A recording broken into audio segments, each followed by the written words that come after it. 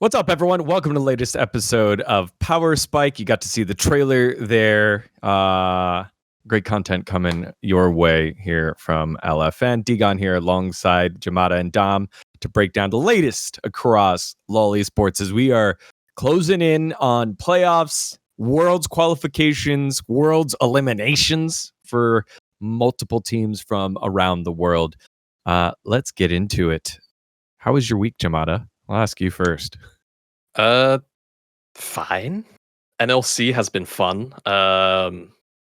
That's about it, to be honest with you. There was a lot of very, very good games on this week. Whether it be LCK with Hanwha doing the top side of the table, whether it be BLG's very busy week, and even finally here in Europe, G2 Fnatic as an example, though it ended up being a bit of a blowout.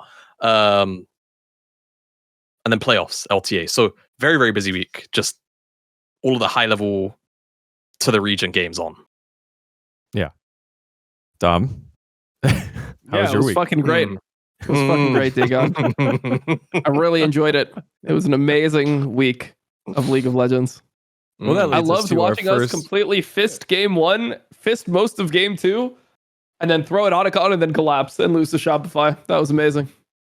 Well, let's dive into that in our first segment of the day. It's the SackTap with Cloud9 playoffs.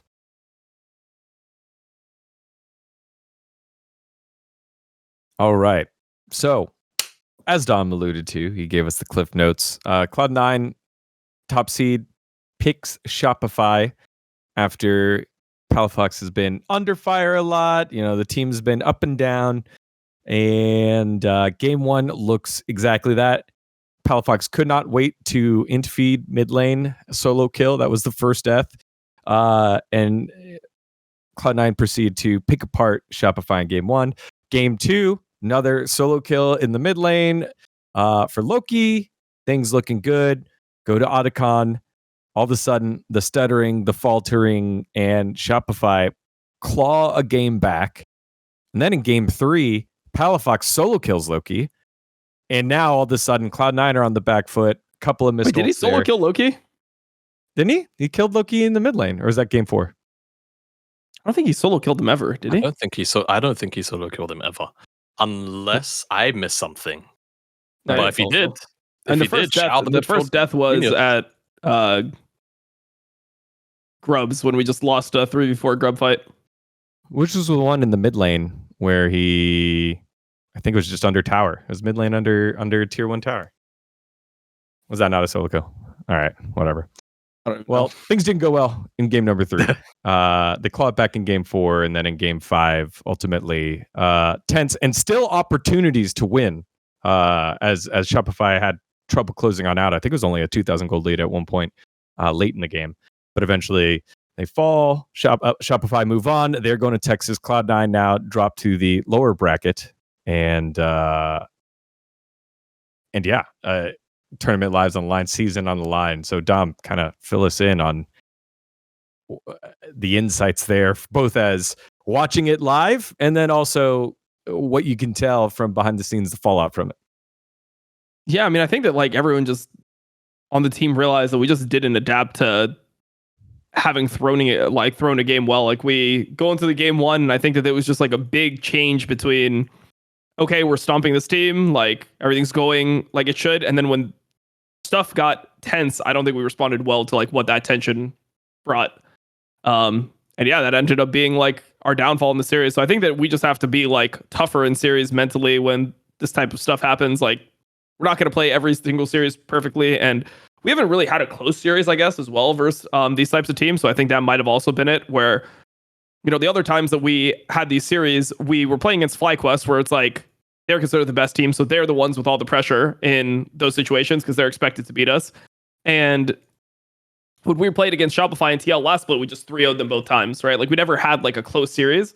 And it's something that I've noticed with the team is we haven't won a close series all year. There hasn't been one close series that we ended up winning the entire year outside of the one series that we played versus who was it? Versus the one series that we played versus Lion randomly, where that series ended up being kind of close. But I don't even know if you really want to even consider that is that even like that close of a series realistically? So I don't know. It felt like we just don't deal well in those situations. So we have to really just like adapt to that and figure out what's going to make us feel confident enough that we're going to win those games, because that's something that has now become like a consistent problem, and it's something that the team is trying to address. I mean, how do you address that so late into the season with only one series left? I mean, I think that there's like things that we obviously do differently. It's not like it's just like randomly, oh, we're not playing as well as we normally do. It's like if you look at how like our approach is, even like the way we draft, the way that we play the game, it's just much different than what it is earlier. So I think that's a big part of it, is like, okay, we're defaulting to a certain type of play style. Why are we defaulting to this play style? That's kind of how I see it. Jamada, what did you see in that series? I mean, honestly, the thing that kind of sucks for me about the series is I would like to take away the fact that I'm happy that Shopify won, in the sense of just it shakes up the region. But I can't look at that series properly and feel like there was a lot of proactivity, or like a consistent amount of proactivity on their end outside of maybe game 3, I think, and go, yeah, Shopify won this series because they are always better than C9 on the map when it comes to drafting, laning, any of these things. A lot of it came down to C9 griefing, whether it be Blabber doing his thing or just in general. There were, in fairness, a lot of team fights where, again, I point to the game 3 as like the main example of this, where it felt like Shopify clicked and they understood what the win cons of shutting down Loki, for example, on Yone constantly, and a lot of that came through like Fudge on the Cho'Gath. So I don't know, now that I've seen Shopify beat C9, my main concern is I don't take away from this series that they are now going to look at FlyQuest and not probably get stomped. That's like my major concern. Because even in games where I think game 2, where they had a really, really big lead thrown back in their face because of the icon start from C9, it took them way longer, I think, to end that game than I feel like if granted, C9 threw their leads this series, Yeah. but like if a C9 on a good day, or like FlyQuest typically would not fuck up closing out on those kind of leads. So I still feel like there's a lot of work for Shopify to do, and I hope that they take a lot of the mistakes that they did also make whilst they had their leads that they regained in stride, and try to make sure that they're not flipping as bad. But still, like between contracts and Fudge, I think that those are the two that I look at as doing a lot of the heavy lifting for this team. And I hope they can basically just stay up in form, because I think especially against Bwipo, against Inspired, they're going to need to do that. And I just like that overall Contracts has, to me, had a lot more freedom as the year has gone on to not necessarily just kind of be a slave to his laners constantly. And I hope that trend, especially against a jungler like Inspired, is something where they try to give him a bit of freedom, but like Inspired is Inspired. So I think everyone just kind of accepts that he's just the guy. Like, you can't really do much to shake him off of his game. So I don't think they should necessarily do that. But my main takeaways are, I don't necessarily feel like Shopify are, like, by beating C9 here, they don't feel like the new second dog in the chain of command, you know? And that's why I'm a little bit worried for them. But again, I hope they can take some good learnings from this series. Again, I look towards Fudge and Contracts in particular for that. Yeah. I mean, I don't know. Like, when I'm watching the series, it's weird to say because people will say it's being a sore loser, but I just didn't watch the series and feel like, wow, this team is like so like I didn't think that they played super well or anything. It's that's the like feeling why I got too. That's like why when I look at I don't think anyone on our team thinks that like, wow, like they showed up and they're playing so much better than we expected, and we just lost because they're just like fucking great. Like, I don't think anyone had this feeling watching the games, or like when we rewatch the games, and while playing the games, it feels like it didn't feel like, oh man, like we lost, but they're really good. Like when we lose the FlyQuest, it's like, okay, we lost, but they did some things like better than us, and we need to learn from this. It's more like we're looking at ourselves and being like, how did we let this happen? You know, like how did we let this happen when we have all these advantages throughout the series, like consistently against them? Like they kept on taking fights without numbers. They took fights. They won multiple fights where they just engaged like 3v4 around an objective. And it was like, it wasn't, or not even engaged. Like they would just walk up to an objective 3v4 and then end up like with an even situation or like winning the fight because, you know, we just misplayed it or whatever situation was. And like, I look at that stuff and I just don't think that that's like the way that you're supposed to play League of Legends. Like, I'm not going to tell my players, yeah, don't take any more like 4v3 fights. Like, don't take fights with numbers advantages. It's like really bad here. Like, I don't know what the takeaway is going to be there besides for like, we just have to play better in those moments. Like, we need to play better in those moments, and then maybe we can adjust certain things to make the game like easier for us to let our strengths shine throughout the series. Yeah, I mean, one that stands out to me was the Baron fight that went forever. The TP back on in. Yeah, I mean, we could literally just go get free Drake. They've like trolled the game there. Like we get third Drake, and then we're on Soul Point, and we just like kept on fighting. We tried to like EQ the Lucian who has barrier, and like a Lucian trying to get hit by like a Jarvan EQ. It's like unrealistic, you know? Yeah. But I think that we are starting to develop bad habits like that. Like realistically, those types of habits like come from the fact that normally we I mean that is stuff that we have done in scrims, you know, like we have just been like extending fights that don't need to be extended, you know, we have lacked that discipline at times. So it's not completely unlike us to do that. I think the thing that was really unlike us was the Otacon throw. Like, I don't remember the last time we've done that on stage. I don't know if we've ever done that on stage where we've just like been 5k gold up and thrown a game. It feels like all the games that we're winning, we just like win normally. But throwing a game up 5k gold, I don't know the last time I've seen that. It just seemed like so random. The belt needs to come out. that my assessment of that series is that the belt needs to come out. I like that is the one defining thing about C9 this year. You know, the difference between like C9 and FlyQuest to me has been the floor is lower, but many times I see the ceiling as being higher, and that is like the big problem. I think over the course of the year, for sure, the floor has been like getting a bit higher and higher over time, but this was one of those series where you could tell that like it felt like no one reined in Blabber, for example, like in comms, and was like, "Yo, take a fucking second to breathe.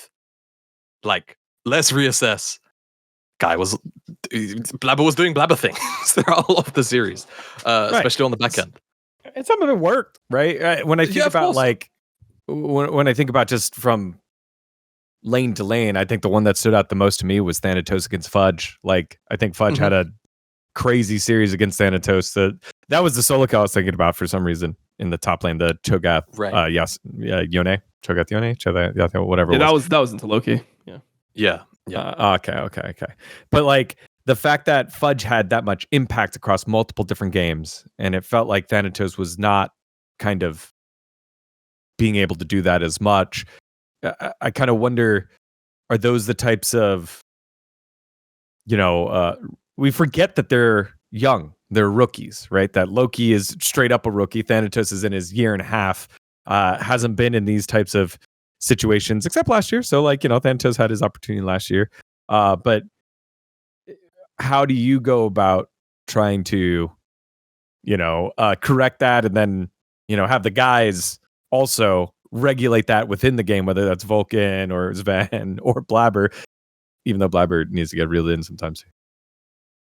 I mean, I think a lot of it is like coming down to like what the players, like the differences that are actually happening. Like I could just tell from listening to things that our energy was like way different after we threw game 2. Because I guess we've just never thrown a game like that on stage, and people are kind of like in shock. And it felt to me where it went from like, okay, game 1, super smooth, everything's like controlled, everyone's communicating everything, like just a complete stomp, to like this realization that it's like, oh wait, we can lose this series. You know, like it's possible to lose, you know? Like I don't like it felt like that was a realization that happened in those moments where it's like, oh, well, wow, we threw. So okay, it's like 3 games, you know, if we lose another, then you lose game 3, and it's like, okay, one more game we could lose. It felt like that really weighed on the team throughout, which is the pressure that you have as a favorite, you know? And I think the really good teams are able to like ignore that and be more present, and just play the same way. And like, I felt like throughout the series, it's like in the series, you feel like you're better than the team. And when you rewatch the series, you're like, okay, so Shopify was way worse around objectives. Like when it comes to how they set up vision, how they start the objective, like how they're going to like turn off of it, the times where they actually like want to fight. A lot of times, like they're briefing those situations, which is why you'll see them like end up in a position that should be advantageous in terms of gold or whatever, and then they'll just like lose an objective. So I feel like being able to trust in those moments that it's like, okay, throughout the series, they have been bad at this. They're not going to magically like become Genji around objectives. Like we can use that in order to win the series. I feel like that's something that we can do better as like coaches as well. You know, being more like honest with like, they're doing this better than you in the series, but they're doing this consistently worse than you. And they always do this worse than you, which is why you guys have never lost to them before, right? Like this is the first time we've lost to them. On stage. I mean, I think we're like 4-0 during the season against them, including like last playoffs. And just being able to identify what your strengths are consistently at, and be willing to like take potentially like champions that we're not as practiced on, things that we play but we're not as practiced on, but that work towards what our main advantage is. I think that's really important in a series like this. Like, I don't think that if Thanatos or Loki or Blabber or Sven or Vulcan, if they play if one of them plays a champion that they're not like super insane on, but it's super good for the game, I don't think that they're just going to get rolled by a player on Shopify. I don't think that Palafox, like if we put a champion that Loki's not his best on into Palafox, and Palafox might have like a slightly like more experience or whatever, but the matchup is good for Loki, and the game has like a very like, it's very streamlined, it's very like scripted in terms of what he needs to do to win. I think that Loki will be able to execute that every time. I don't think that Palafox is just going to like shit on him so hard that he can't play the game at all. But it feels like a lot of times when you watch us play, I mean, you've seen like the way that we draft in game 5s, a lot of times it's like it's more on the comfort side and stuff like that. And I think that we realized like throughout this that it's like we can be more confident in our own abilities. Like, we have beaten these teams all season for a reason. And like, I'm still confident that if we, when we play against TL, we'll be able to beat them. I'm confident that when we play against Shopify, if we play against them again, I think we're going to maul them. Like, I don't even think it will be close next time we play against them. And I mean, we obviously did full prep. It's like, not like we took them lightly at all, but it should just be more of like a wake up call type thing, more than like a, oh my God, how bad are we, like depression type moment, in my opinion. Yep. All right. Well, final thoughts here, Jamada, on this performance for this Cloud9 before I move forward with another question for Dom. Wake up call. Yeah, I definitely agree. Again, I just think a lot of it comes down to the discipline thing, and it's just the reoccurring theme that I feel like we always return to whenever we see a result go this way for C9. It tends to be that more than anything else. So I don't know. Again, that's on Dom, that's on the coaches and the players obviously to sit down and have that back and forth and have that discussion on how to fix that.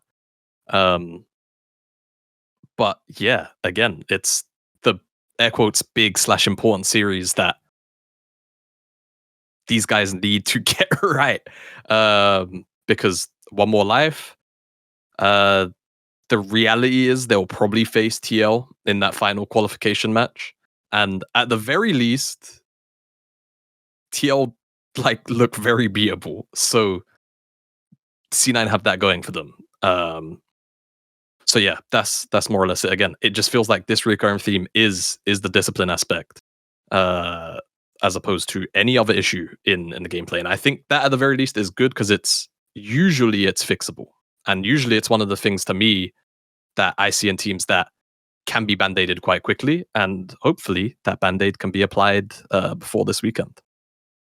Or when do you guys play? It might be next week. I can't remember. Next week. But next week is probably Digger DSG. So it's like, yeah. I mean, if we lose to Digger DSG and we're fully prepping, fully try hard and everything, it's like, yeah, then we just all need to retire. Like, it is what it is. Like, at that point, everyone just needs to retire. Like, just we can move on at that point. It's all good.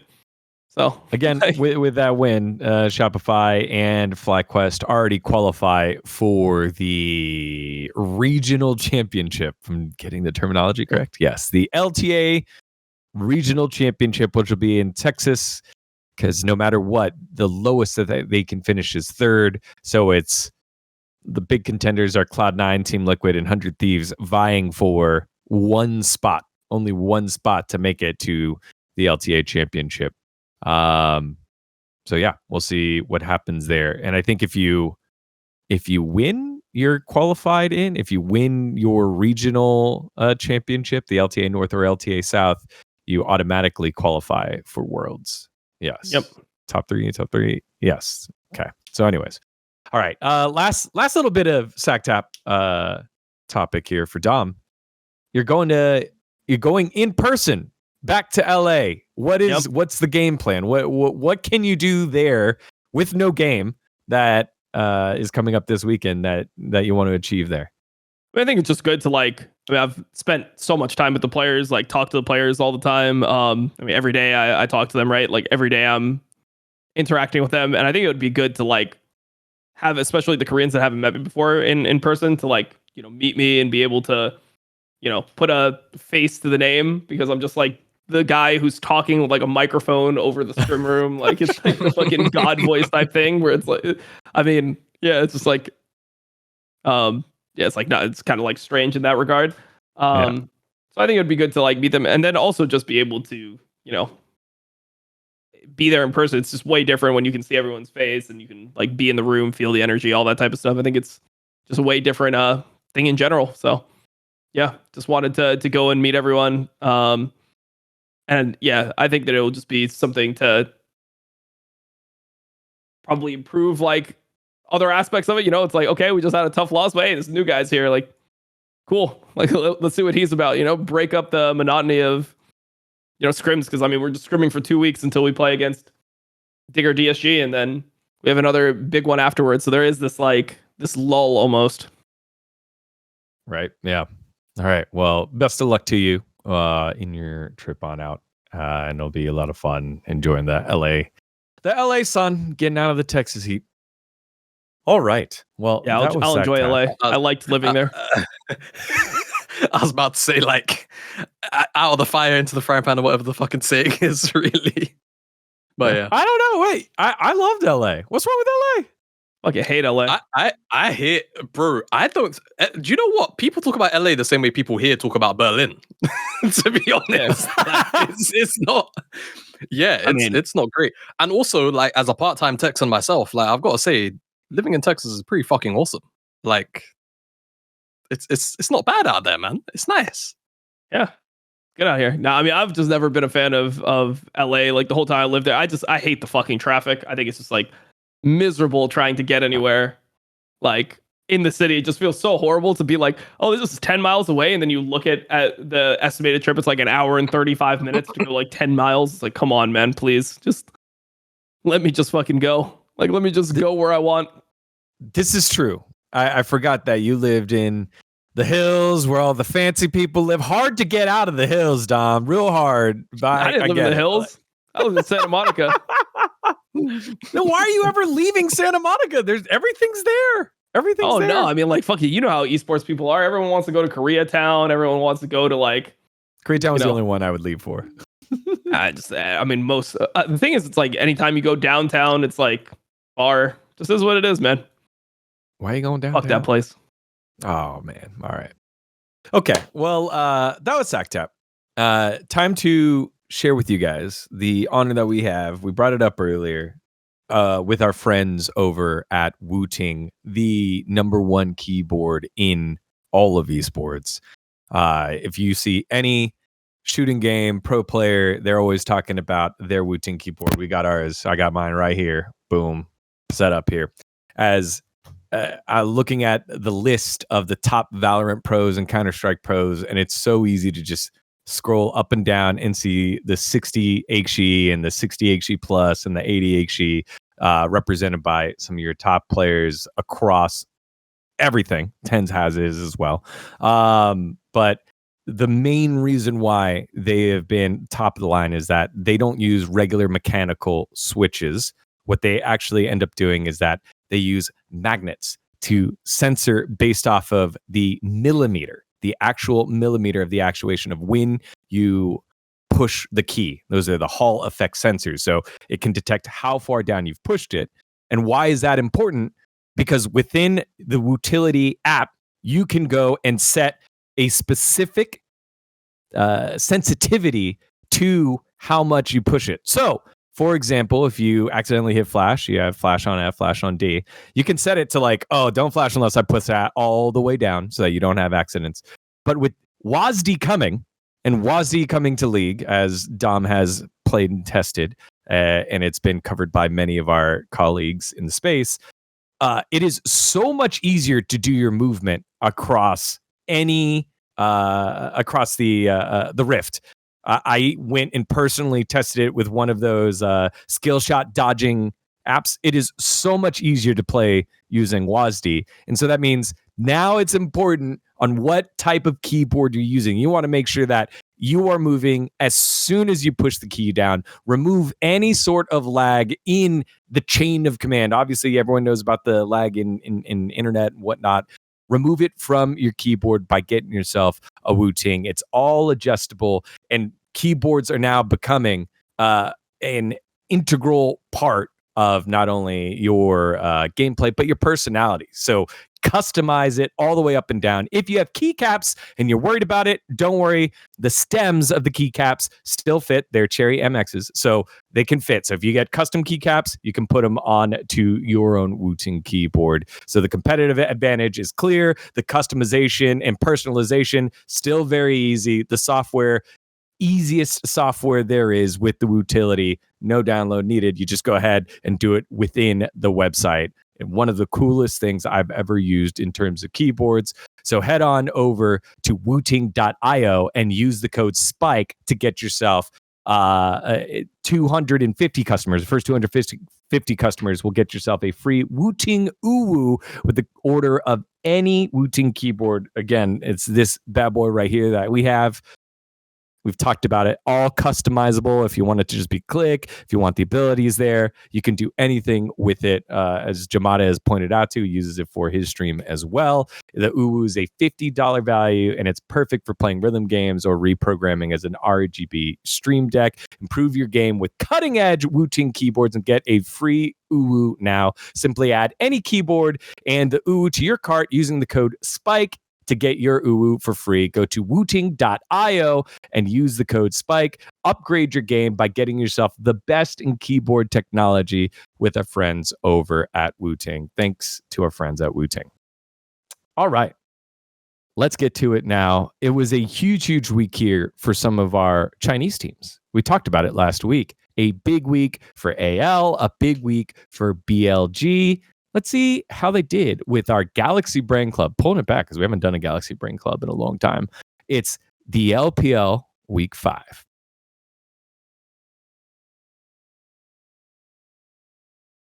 Okay, let's start with BLG. Going into this week, undefeated, 7-0. And in this run against some of the top teams here, Jamada, they go 1-3.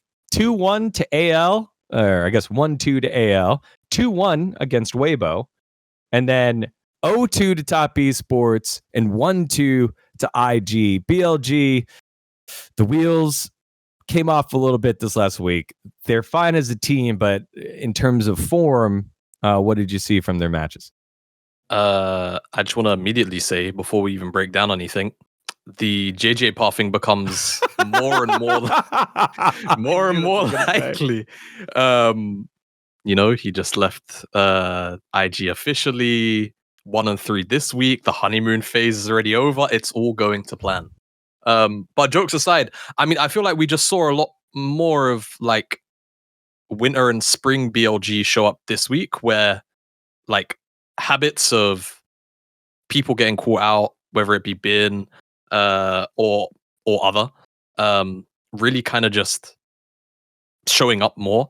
And this is probably the first week where I kind of watched Shadow make very consistent mistakes that seemed very not necessarily out of character to him, but in terms of, hey, this is how you should be like, I think about the Nocturne game versus AL, for example, where it was like they had Nocturne, Ornn, Annie, I think, was the top side. And they just basically have to play off of just turning the lights off, blowing people up. And they just didn't do that. Like, it is like they did it once at Herald, and that really, and this was game 3, I want to say. This was the long, like, banger that was like, ended up being like 50 minutes long. They identified, okay, awesome, that's how we have to play our team fights. And then they didn't do that basically ever for not for 45 minutes, for 35 minutes after the Herald fight. And it was just a lot of separation of either Shadow going in on ISO on a carry because they've been all-noted, but it's like, he's the only person diving in. And then that's its own issue. In other series, it's just, it'll be either Atacon play or it'll be lanes not being good. Like, it feels like the only person on the team right now that feels anywhere remotely close to consistent is Knight. Knight is like the saving grace guy of BLG from this week. I don't know. I'm just gonna assume and hope that a lot of this week for BLG is very self-contained, and it's like, hey, everyone beats everyone in the LPL majority of the time anyway. This is a hard run of form, or a hard-ish run of schedule. But that said, I look at something like the AL series and go, there's no way that the BLG that we know is like, that we've come to know and love over the last 2 years, they would never lose that game. Like, they would take that Herald lead and fucking run with it. So yeah. Otherwise, I mean, there was like the IG series where again, like game 3 scenario, I think it was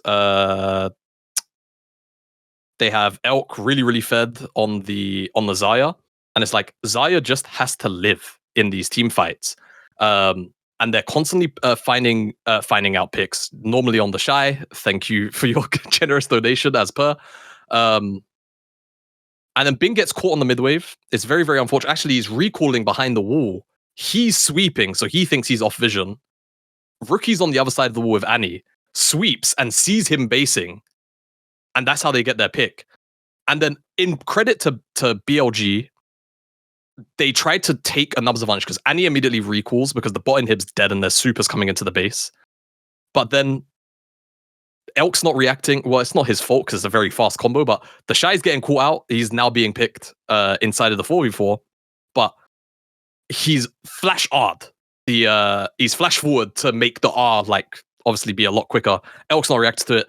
Rookie's TP'd back and he just blows up. So it's like all of these different things where it's like there are still stretches of, hey, they're even making good of bad situations, but they're just not executing properly. And that's really what it felt like a lot of the time off repeat for this BLG this week.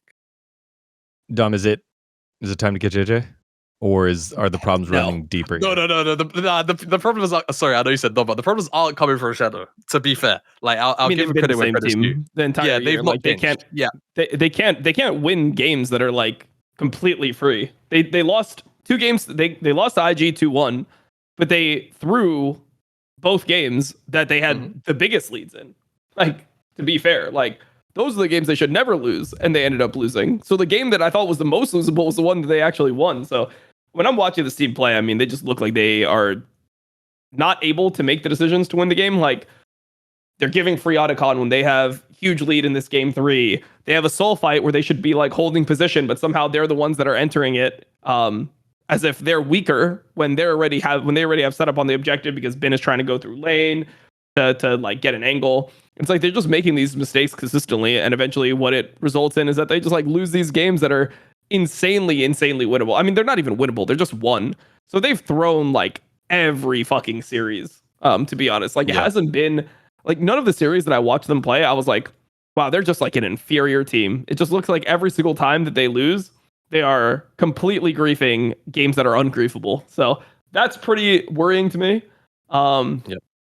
Yeah, it's pretty worrying to me because they've had this problem with their team the entire year. They did the same thing with Wei. They did the same thing with Beichua, and they lost to T1 in a game where they had a big lead by making just worse decisions than T1 as well. So this is a consistent theme for this team for the entire year. And I just don't buy that like any type of like roster change or any new player could come in and make this any better than it is. Except for JJ. Yeah, except for JJ. Just kidding. Okay. JJ could not do it either. He it just feels like, I don't know. It just feels like a lot of times you look at this team and the situations, you just accept that every team would win with these leads. It's not even just like, oh, they used to win with these leads. Every team wins with leads like this. These are fucking insanely big, massive leads that are unlosable. We're talking about like multiple 10K plus gold throws, or like the equivalent of 10K gold throws, and maybe it was 8K versus IG, but it should be more than that. And yeah, it just doesn't seem real. So like, I don't know what it is with them right now, where they just feel so panicked to make ridiculous plays as opposed to just do the most consistent things possible. Stack Drakes, play for soul, push when you have Baron. It feels like they're almost trying to win the game so fast that they end up making a mistake, and then the game becomes like closer, and then they end up getting outscaled or something like that. Like in the IG game, even though they don't get outscaled in game one, they still are playing into like things like Ornn, right? Like it is not easy to play into a team that gets full Ornn items, and eventually the AD carry is going to be strong. So for me, I need BLG to just close out these games in a systematic fashion. Instead of playing so kill hungry, just stack Drakes, take Soul on time, end the game. That's it. That's easy. Like just simplify it. It's not hard to win a game when you're 8K gold up. I mean, that's the weird thing about BLG is the hardest part is getting fucking 4 or 5K gold up on these LPL teams. That's the team that's that's the part that's really fucking hard. It's so much harder to go from an even game to a 5K lead than it is to go from a 5K lead to a 10K lead. Like it's and then to go from a 10K lead to winning the game. It's so much easier to just go to the objectives that are unlosable, be first on the mid wave, set up, start the objective, enemy team comes, you kill them, you win the game. It's so much easier to do this. And they used to know how to do this. And I can't imagine that it was Shun doing everything and just being like, I need you to stand here. Your job is to mark this guy. All right, you need to ward through the lane. It's like everyone just knew what their job was before, and they did it instinctively. So they just need to get back to simplifying these situations and, yeah, just playing the way that I know they can play. I mean, their games are, they'll do like the best thing you've ever seen and then the worst thing you've ever seen in the same game. It's just crazy that they can have that level variance. Of like, that level of variance. And what's weird is that IG, most people have this take on IG, is that IG is like an all hands, no brain team. I actually have the opposite take. I think they're all brain, zero hands. I think IG is like one of the smartest teams in the LPL. And I think that's why they were able to come back in these games versus BLG, is that IG is the best team in LPL at understanding, okay, we're behind. This is how we're going to defensively ward. This is how we're going to trade gold to try to get back into the game. These are the fights we're going to take on these item spikes at this timing. So they play the game very intelligent in that regard. And BLG just wasn't able to break it. They're like, fuck, man, these guys aren't just rolling over. Normally when we get 8K gold up, somebody's just going to do some stupid shit. He's going to walk into the side lane, get caught, and then we're just going to like win the game. Or like some guy is going to, try to catch a wave that he's not allowed to catch, and then we're just going to engage on them. But it's like IG didn't do that, and then BLG just didn't know what to do. Sounds like, and correct me if I'm wrong, sounds like what I felt like I was watching with Cloud9 when they had leads after game 2. I was like, you guys are the better team, but I don't think we had any leads after game 2. Besides for game 4, we smashed them. Like we didn't have a lead in game 5 or game 3 the entire game. Yeah. I guess it was the fact that it was so close still in game 5 where I'm like, that doesn't feel safe to me. But you're right. It wasn't a lead. But Shopify wasn't doing anything stupid. I think game 5, it's like, no, I think that's the worst part is like, there's a million times where Shopify did stupid stuff. They did so many like dumb things, but we just didn't capitalize on the dumb things that they did. Like we let them walk to Drake. They fought multiple fights where their jungler didn't have an item walking to Drake. And instead of like being able to manipulate that situation to our advantage, we lost fights because we didn't read properly how to play them. So that's the whole problem for me, and that's why the series feels bad. Like I don't think I would feel bad about it if I thought Shopify was just a superior team. Like, I would feel bad, but not in the same way. Like, when FlyQuest won, I didn't feel like, oh, we're the better team. We 100% deserve to win. I felt like we were the better team that day and we should have won. Or like, I felt like we were close at least. But it makes sense that FlyQuest can beat us because they do certain things better than us. But like the stuff that Shopify did better than us, I don't even like view that as real. It's like, do I actually think that like in game 5, Fudge is just a better laner than Thanatos was? I don't believe that. Like, even though he ended up solo killing in this game, I don't actually believe that that's a real condition for them to like win the game. I think that they were just in a better mental space than us, and that's why situations ended up going this way. Botched the bot dive, so it's like we got solo killed on one side, the other side we botched the bot dive, and now it's like we have KCorp into a Leona Jinx, and the Leona Jinx is now like able to play the game where they should just be getting dove and killed bot lane, and they should be really behind.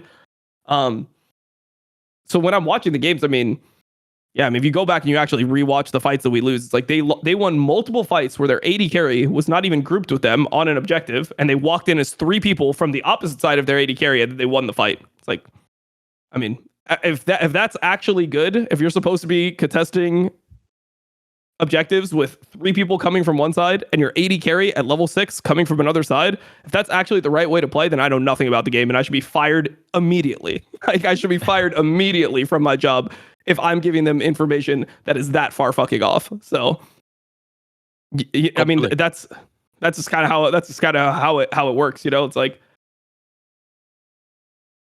the game is it just is what it is.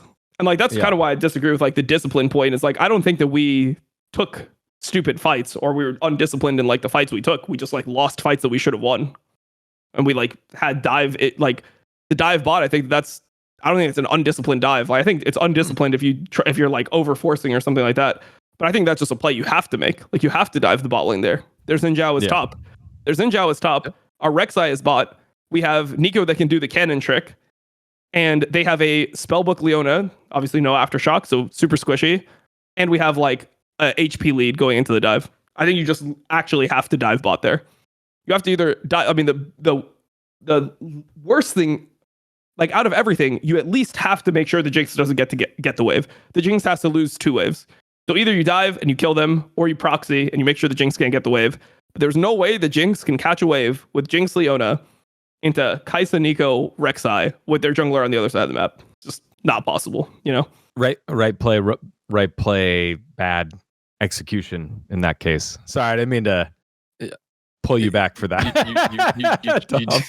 You did the thing. He's angry again. No, I mean, it is what it is. It's just like that's the opposite of like what I think that this series is. It's not like we had like massive leads. I mean, we threw game 2, but that's something that, I mean, I don't know if has there been any other game that we've had a 5K lead in that we've lost the entire year? Like, I can't remember any games where we've had a 5K lead and lost. Off the top of my head, I feel like versus Furia, they shit on us early game. Yeah. Versus Lion, they're just winning when we lost that one game against them. We hadn't lost a game to Shopify TL since winter, right? Like, this is the first time we've lost a game to somebody that, like a series to somebody that wasn't FlyQuest since winter. It's like, those are not like situations that happened to our team. I think that's why it was like so crazy, and that's probably why we responded the way we did, because it just felt so random. It's like, wait, we lost to Shopify with a lead? Like, normally it's the opposite, where we feel like we can be losing to Shopify and still win, you know? Like, it's like, even if we're behind, we still think we can win because we're better than them at like mid-game macro generally. Go ahead, Jamada. I wanted to bring us back to the BLG point, because I feel like it was kind of closing on the end. No, it's fine. What I wanted to say was like, hey, there was a situation where they didn't know what to do. That's really which situation. I would say when you guys got punched in the face, and it was like, it feels like we don't know how to kind of close out that Otacon game, right?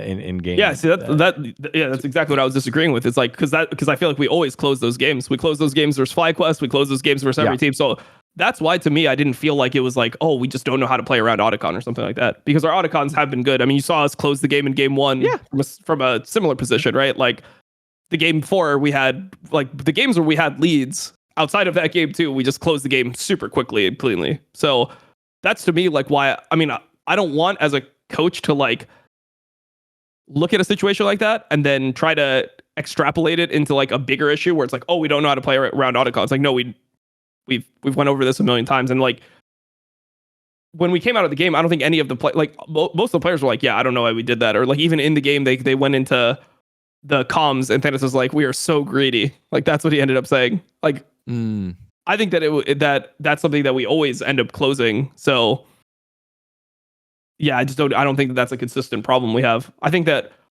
the biggest problem that we had into FlyQuest was always their ability to like trade stuff mid game and us like being ahead and then going to an objective and then them cross mapping and getting more than they should on the cross map, and then us being like, okay, how many people do we need on the objective? How do we like defend the cross map? When we are in certain situations, we know that FlyQuest is not a stupid team. FlyQuest is not the team that will go and fight you when they're significantly weaker and just all die. They don't do that. Other NA teams normally do that. So how are we going to be able to like predict what their play is better and make sure that they're not getting stuff on the other side of the map? But yeah, I mean, yeah. So it's like that's just not how I mean, you can correct me. I mean, all the VODs are there, right? Like people can go into the VODs and correct me if I'm wrong. If we're actually throwing a bunch of games, like we have like situations where we don't know what to do around Autocon frequently. I mean, I'll look into it, but that is not the vibe I get. And from all the games I reviewed, that's not something that like that we do. Like, this is what it is.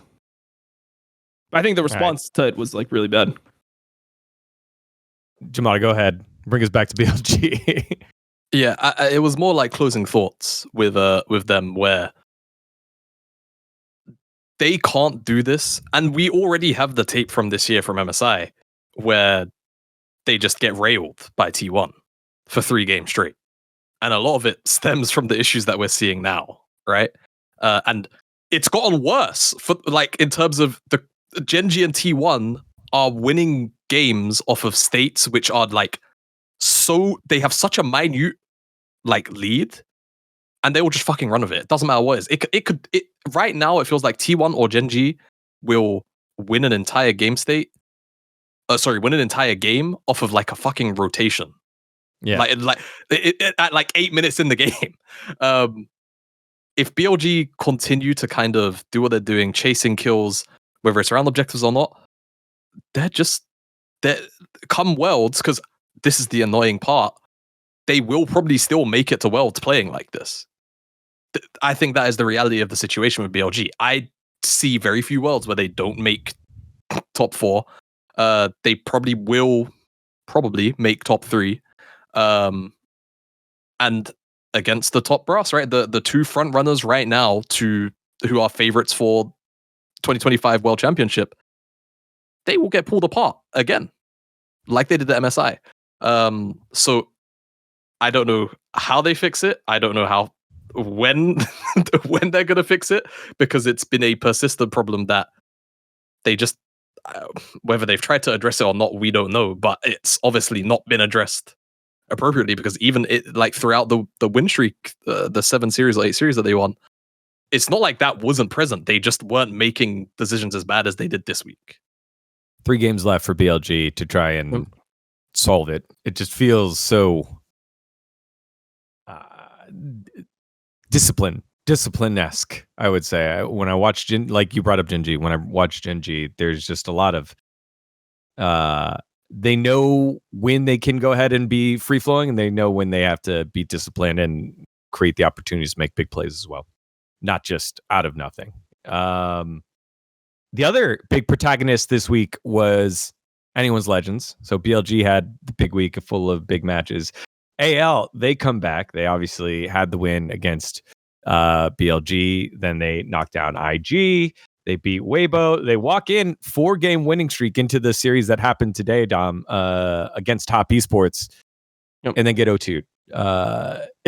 So after Top Esports had kind of lost the series earlier to IG, so there was some feeling that like maybe this is prime for upset. Maybe the LPL champs are ready to go, and not the case here. Yeah, I mean this series was pretty weird. I mean, I think that they don't have like super easy comps to play, but I think that their comps are winning. Like in game 1, they had a big advantage. The game is going smoothly. I think Kale had a really bad series today. Like Kale played really awful. They completely botched a fight around blue where there seems to be a lack of coordination with AL now in a lot of games that I didn't see before. And specifically, I think that since MSI, Kale has not been the same player that he was before. His decision making just seems way worse. And you could just see situations like in this blue fight where Tarzan is level 6 to level 5. His mentality is, I'm going to chunk this Wukong, force his W, and then I'm going to pull the blue and then do the blue in front of him. And Kale sees Tarzan go in, and his mentality is, Tarzan's trying to kill this guy. I need to like go on him. And he wastes all of his abilities, completely griefs the whole situation. Tarzan doesn't want to commit here because if they try to like hard force on a Wukong who has flash up and Xin Zhao goes in, Rakan goes in, and Galio ults on top, and that's how they use their abilities, and the Wukong just flashes away, they're going to get collapsed on by the Alistar that's behind them, by the Ornn that's behind them, and they're all going to end up dying. Or like 2 people will end up dying. They'll just lose the situation. It will just be probably the worst way for it to go because they're running into an Annie. Annie's going to get a 2-man stun, maybe a 3-man stun. Ornn's going to ult them. Alistar will be able to combo. And Senna is just not a champion that if your frontline griefs like this can output enough damage at level 5 to actually win a situation. It's not like a Kai'Sa where if you get into the skirmish, like Kai'Sa can actually do damage and like try to get a target down with passive. Like Senna's a champion where you're trying to just stack, you're trying to just play slow, use value. You have more utility, trade a bunch of utility for lack of damage, right? So that was really weird. And then even when they got back into the game, they made a bad decision around Baron. And then game 2 is just not an AL draft. Like AL is just not good at playing these comps where you need to create space by like having one person walk up and then other people are just meant to defend that person that's walking up, and you like don't play the game with multiple people at the same time. It's like one guy plays the game and everyone else just is ready to react when the enemy team tries to eventually force the action because you're just able to outrange them or you're able to provoke the action, and essentially the team that has engaged at some point is going to have to engage.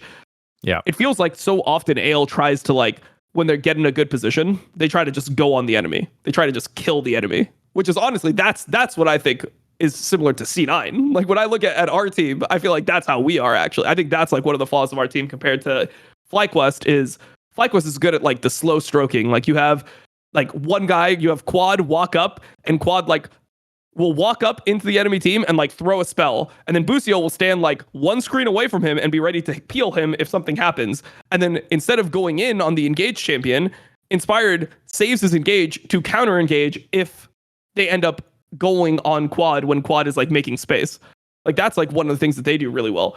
So AL is just like, they're just not able to play things like Renata super well. They haven't been a super great Karma team. They're way worse at these types of champions than, for example, Genji and T1, because Genji and T1 understand whose job it is on the team to make space in every single different game. So there's times where you watch T1 play and Faker will realize his job is to just use his fucking HP bar. Like he's playing Rise and he is supposed to just go in there and if like, and root somebody, and if they turn on him, his team is going to win the game instantly. Like, okay, if they try to go on me, Nico's getting a fucking 5-man Nico ult and they are all dead. Like Guma's going to kill everyone if they try to go on me. But AL is not good at doing that. Like they want to fight the same way every time. They want their support and their jungle to go in, start a fight, make some shit happen, and then they just want like Hope to try to like follow up and kill everyone. But if Hope is playing a champion like Kalista with a Renata, and they're trying to do this with the Renata, it's just not going to fucking work. So yeah, I think that's just a comp where you don't really expect AL to win, even though it's good. Like I think their comp is actually good, and they just fight too much as well. You know, when you're playing the comp that has the Scion and you have, Vi here, like you don't want there to be 20 kills at 10 minutes. Like you want the game to be, you get your level 6, and then Vi doesn't want to engage ever in this game. Like Vi doesn't want to fucking engage when he's playing with Orianna Scion. He just wants to sit in front of the Akali and hold his ultimate until the Akali tries to play the game. And then the second the Akali tries to do anything, you just ult the Akali, and then the Akali just gets completely one shot. So those types of comps have just always been something that AL is not good at. So the second loss doesn't surprise me, but the first loss surprised me because I feel like generally, I mean, Tarzan's one of the best Xin Zhaos in the world. I would say he's the second best Xin Zhao after Owner. I think Owner's actually really good at Xin Zhao. Canyon's also good at Xin Zhao, but I think that Canyon thrives more on champions that can do more than Xin Zhao can. Because I think that Xin Zhao is a champion that role playmaking. Yeah, I mean, I think that Xin Zhao is a champion where it's more like space creation and like you're kind of limited by your skill set. Whereas I think that the more that you can do with the champion, the better Canyon plays. When he plays in Italy, it's like trap here, I'm gonna heal this, I can space, I could fucking poke this guy. Like he can do so many different things, and he's so good at using all those skill sets. Pretty much better than every other jungler in the world. Not even pretty much, just by far better than every jungler in the world. That type of stuff. So yeah, I just don't expect them to lose like the Xin Zhao Galio game into Annie Ornn, because I think Annie Ornn is not even that good of a combo. Like I think normally when you play Annie, you'd rather play with some type of like carry top laner, so you could just engage and then people could play the game. I think that was also something I don't like about a lot of the comps that I see in LPL compared to LCK comps. It feels like they draft tanks when they're playing with control mages. Like they draft tanks when they're playing with Azir, Orianna, Victor, these types of champs that can output more damage. Whereas in LPL, they draft a lot of like Ornn because it's a good lane for Ornn, but not because it's good for the team comp. Like they draft Ornn because it's into Rumble, and Ornn is a fine lane into Rumble. That's the mentality. Or they draft Ornn into Renekton because it's a fine lane, or whatever. That's kind of how it feels like LPL drafts. So I think that that's something that also made me think that BLG was going to be able to win that game one, because you have a lot, like you have solid champions that also I think you should be able to play better through your winning lanes. But right now, AL's bot lane, they don't play that well with their winning lanes. Like when they're playing things like Senna or Khan, it's not like they're 20 CS up and they're just running the game through the lane. They'll make a lot of mistakes in like the early lanes. It just feels like they're off. So I feel like a lot of it comes down to Kale's just proficiency right now. He just seems really off compared to his normal self. And if he starts playing better in lane and they're able to identify some of these ways to play team fight slower, I think that's the only way that they can elevate their skill level to the point where they will be a world's contender. Because at the end of the day, there's only so many engaged champions in Fearless. So at some point, you're going to need to diversify, and you're going to be in a Barn matchup or a Renata matchup or a Karma matchup, or, you know, whatever these other champions that will come in. One of these like range support matchups, or you're going to be playing Thresh, and then you need to play the game differently than just sending it on the enemy when the enemy is in a bad position. All right, Jamada, get in there on stroking comps, because I know that. I want to touch on that last point there with KO as well, because I think the bigger issue is that in those situations where like he's going to need to diversify, the other uphill battle is that like all of the other best supports in the world right now are already exceptionally good at those champions too. So it's like it's double the battle, I think, for Kale to really like figure that specific part out. But I definitely agree, very much underperforming. And I think when AL are, you know, kind of like this, I think they live and die a lot more by Tarzan too. And I think that puts a lot more pressure on Tarzan to make plays. If he's in a draft where like it feels like he needs to succeed, like individually, like he needs to push the envelope, he can do it, but he needs the rest of AL to like to follow up, be present, and actually be on the same page with him. I think like a good example, though it was obviously like a big time throw from BLG, is actually the BLG AL series, where it's game 2, he's on Pantheon, and like he just makes the fucking decision to send it with Pantheon on. Like obviously they all collectively go, yeah, we need to get them the fuck off Aircon, but Tarzan goes in, and the follow-up is there. And that's when AL looked the best. And even from that point on, like Tarzan just completely took over the game, just off that. Every single time that BLG wants to be on an objective, he's just like, yeah, I'm just going to all-in on their backline, and I know the rest of the team is going to follow up with me. And it feels like that's when you get maximum value out of Tarzan. And just in general, that is, to me, like the better looking versions of AL are with Tarzan on proactive champions in proactive setups. Because like, as in Zobby was on the Vita today, but it's that space creating comp where he can't really be proactive. He's got to sit on his carry and just basically wait for a Kali. Tarzan, in general, to me, I don't think wants to be doing that with this AL lineup. So yeah, I just feel as though, to me, with AL, that's the big thing is Tarzan. And then also, I think individually there was a lot of games this week where Shanks really made some strange decisions, or just like overall underperformed. And like he'll make up for it with like a good play here or there. And in everyone's minds, that one good play erases like 3 to 4 bad things. And in some games and context of games, that can also just be the case, right? You make one good play, it fixes everything. But I feel like it's put AL in a lot of situations where they haven't, needed to be in either. So yeah, I don't know. I think overall, discipline is definitely something that, it feels like a theme of this episode that can be something they need to look at aggressively. I don't even think that it's discipline. I think they just don't know how to play these situations. I just think they don't see it. Exactly.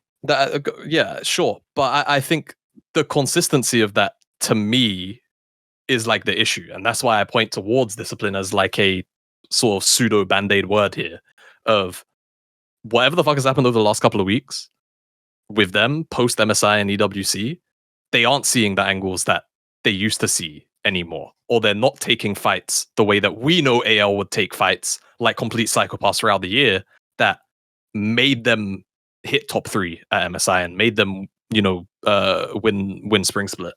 And I'm not particularly sure what the actual fix is here, other than like I don't know, just like going back to real Route 1 League of Legends in terms of drafting, where it's, yeah. I just feel like with both these squads, I feel like both of y'all have identified it as coaches. This feels like a coaching thing, doesn't it? I mean, it's, hey, whatever we're doing now, or whatever we're doing with our scrim time, like we have to identify this is good, this is bad. Don't worry about the result right now. And honestly, like a team like BLG who's racked up these wins already, or I guess BLG is a little bit better. AL's lost, that start that AL had after EWC was a little rough, but that to me feels like what needs to happen, and have the goals be shifted away, because like Dom said, and like what you've alluded to, you don't know how to play, I like to call it Matador type comps.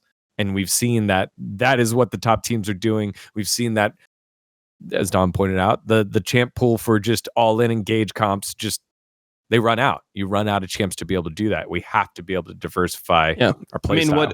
What they call it in because I talked to a lot of the Korean co-streamers at MSI. They call it ping pong. Like one guy goes in, he goes out. Next guy goes in, he goes out. The third guy goes in. So it's like you're playing the game with like one person playing at a time. It's like this guy's turn to make his play. Now he goes out. Now the next person comes in, and it's like that's how you play it. Obviously, it's like a fast game of ping pong. It's like this guy goes in. Okay, now we got to save him. Like it's a fast game of ping pong, but it's like you can see that the idea is like not many people are doing the same thing at the same time, because it's actually just a disadvantage a lot of the times. It's kind of like the same concept of if you like waste too much CC or you waste too many ults on one person in a skirmish, and then you end up losing. Like you're like, oh, we overkilled this guy, and then because we overkilled this guy, now we don't have the abilities to fight everyone else, even though we killed somebody because we used too many abilities. Now we got 2v3'd at the end.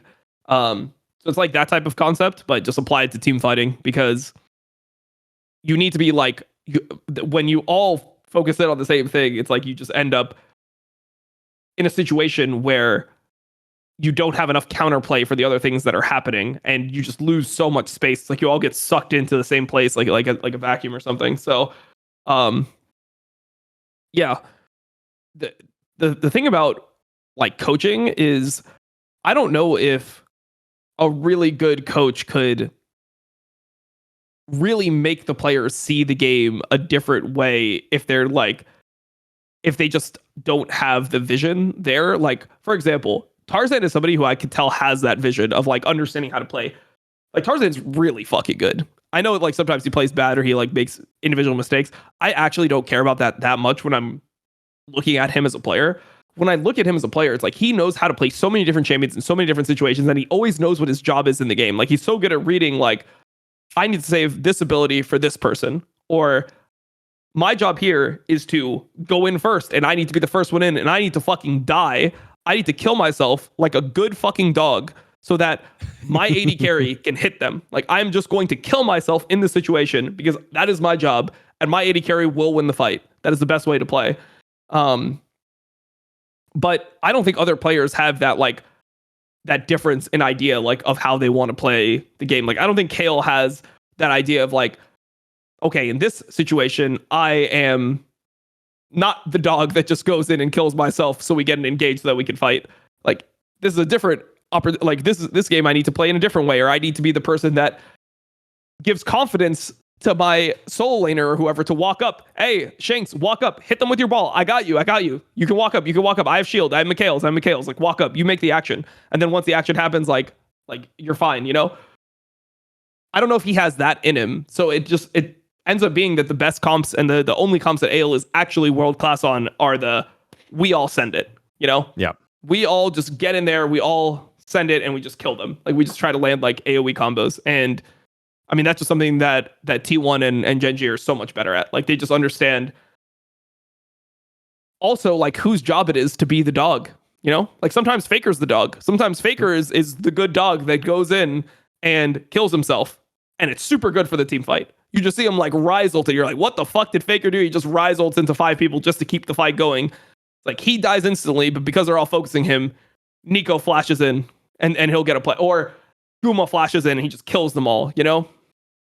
Yeah. That's like the style of League of Legends that I think that's like very hard to actually coach. I mean, you can bring it up, you can show examples, but if the players still don't see it, you know, who knows? And yeah, I mean, I think it's not really a discipline issue. I just think that the players just don't know what they're supposed to do in these situations. They can't identify, because it's going to be different every single time. Like, it's going to be different every single time. Sometimes you need to play. You're going to be in a situation where you should be playing the dog role, but you actually need to change it based off what happens in the game. So I think it's the thing that is the most difficult to be able to see. And you pretty much just have to prep your players to think in this way. And then if they're able to think in that way, then there's a higher chance that they'll be able to read the situation properly and apply it. But it just feels like AL teams, like, I don't know, it feels like AL as a team, they just aren't even close to that level. The way that you described it made it also sound like trust as well, right? It's not only seeing it, but then trusting your teammate to be able to do it in game. And I think that's why the longevity of that T1 roster, the Genji roster, these teams that, you know, have done it, even like BLG as well, right? I think BLG is another team that should have been able to do it because they have that trust, but maybe, you know, maybe the change was bigger than what we thought. Maybe there's fraying on the team. Maybe you look at games like the end of the run with like D+. You look at games like the games that Genji wins. Like, for example, their game 5 versus T1 at MSI, not the one where they play Jinx, the other one, the one of like actual finals, where they're playing like Pyke, MF, Nidalee, Aatrox, Aurora. You actually have like 0 hard CC on this comp. You have Pyke stun. That's the only stun you have in your entire team comp. And your whole game is about taking space, like knowing how to like poke and then back off, and how to, you know, use Aurora ult on clumps, not to kill anyone, just to like zone them so that you could walk up, and how to take angles and like all this type of stuff. Like, that is League of Legends that no other team in the world is winning. There's no team in the world that you will give Aatrox, Nidalee, Pyke, MF, Aurora to, and they will win that game. Versus any team that's respectable in their region. No other team can do that. Because they just have like this next level game understanding. Yeah. So let's put a bow on this, because final thoughts on LPL this past week. Go Jamada. I hate that top esports keep on winning series, because I know what's going to happen when they make it to Worlds. Hey, look, maybe, you know, pin the Felfrey award on my chest right now. Maybe this is the year, but I don't see it. I don't know. I still really, I want to believe in this team so bad, but it's just the org is cursed, man. Top side looks fantastic, in my opinion. They do genuinely look really good. And I feel like, even though we're seeing a little bit more of some, you know, classic oversteps from Jackie, all in all, he's definitely gotten a lot better at just kind of understanding, hey, I need to be alive to do my job at points more consistently. And that's definitely been a thing, you know, since basically last year before that, he's been progressively been getting better at. So overall, I think this week LPL was a banger. Regardless, just wanted to put a little bit of focus there on top esports because I feel like we spent a lot of this segment talking mostly about BLG and AL because I think to many of us they do feel like our no matter what pseudo 1-2. Even if top esports technically inhabit the top spot at the minute. Go ahead, Dom. I mean, top esports they definitely are good. I just think that they're more limited in terms of like the champions that they actually can play. Specifically support role, it's like I think Hong is good at Alistar. I think he's probably like one of the best Alistar players in China. But I'm just worried about Hong after he's off like Alistar Rakan. If it's a bad Nautilus game or a bad Leona game, bad Rel game, I feel like this guy is like ready to int the game. Yeah. But I think that the way that they're drafting is also pretty good for them. Like they're finding more angles to have 369 on a tank, and could obviously playing a playmaking jungler, whatever. Cream can just play whatever mage in the situation, and then Jackie Love is the carry. I mean, I just feel like that's the kind of the recipe for a team like this. I just think that they're limited by their abilities to like play different styles because of like the champion strength, the players they have, and like the champion strengths that or the champions that they're good at. Weirdly, I actually think, and there's a couple of teams in my head that come to mind here, quite a few. If Fearless wasn't here, I would have a lot more faith in top esports because they could just basically run front to back off cooldown, and I think that is just what they would do. Especially again, I think with like Cream since he joined top esports, hell, since he was on OMG, like it has always been a point of contention that his mage play has not always been the best. And then with 369, obviously, as time's gone on, he's become more and more known as like the nullifying guy. And there's only so many nullifying picks right now in the meta that you can play that are good and provide a lot for the team. Obviously, it's a bit of a like void point because we're not in a world where Fearless isn't here. But that is actually probably the circumstance where I would say, yeah, actually, you know what? This is the again pin the award on my chest. This is the year that I would actually maybe believe in top esports a little bit more. But I think you push them to game 4, game 5 in Fearless. They will struggle a lot to find a comp that they're comfortable in. Yeah, and now's the time to start thinking about that. If you're the LPL with, I guess, 1.5 weeks left of matches, probably like 2 or 3 matches for most teams. Need to start solving that. All right. That was a lot of LPL. Give me 1 second. For some reason, my headphones just shut off.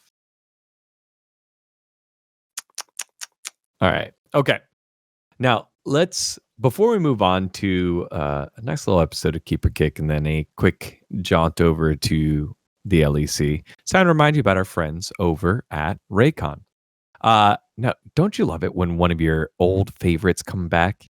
Like the new Battlefield. Battlefield's back, baby. I don't know if you guys played it, but I was enjoying it. Well, this July, guess who's back and better than ever? It's Raycon's fan favorite Everyday Earbuds Classic, now packing active noise cancellation. Who's ready for the return of their favorite everyday earbuds? They're the perfect way to tune out all the noise around you and tune into something great. You've heard me talk about how I use it all the time, especially on the bus, traveling around here, at the gym. They fit into my pocket, and they're easy to go.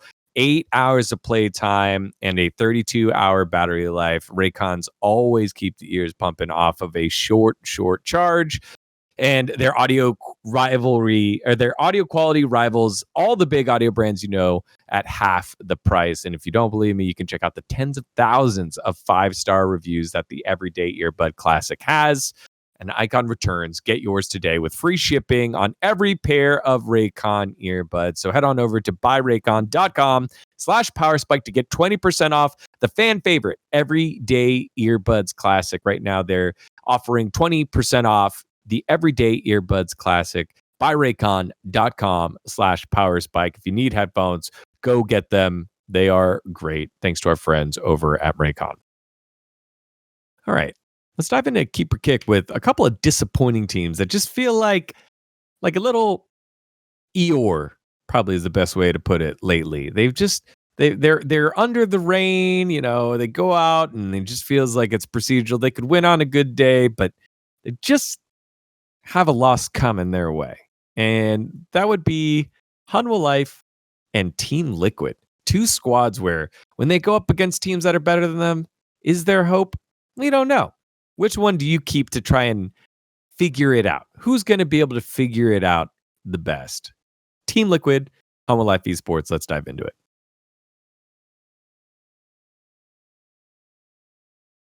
Now, both these squads created some viral clips this week.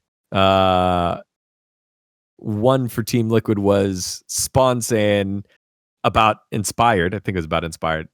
How much aura does this guy have? He can just walk wherever he wants. You should be able to punish there. And he's just looking at the team. And APA is like, yeah, we should hit him there. And FlyQuest had a lot of fun with that.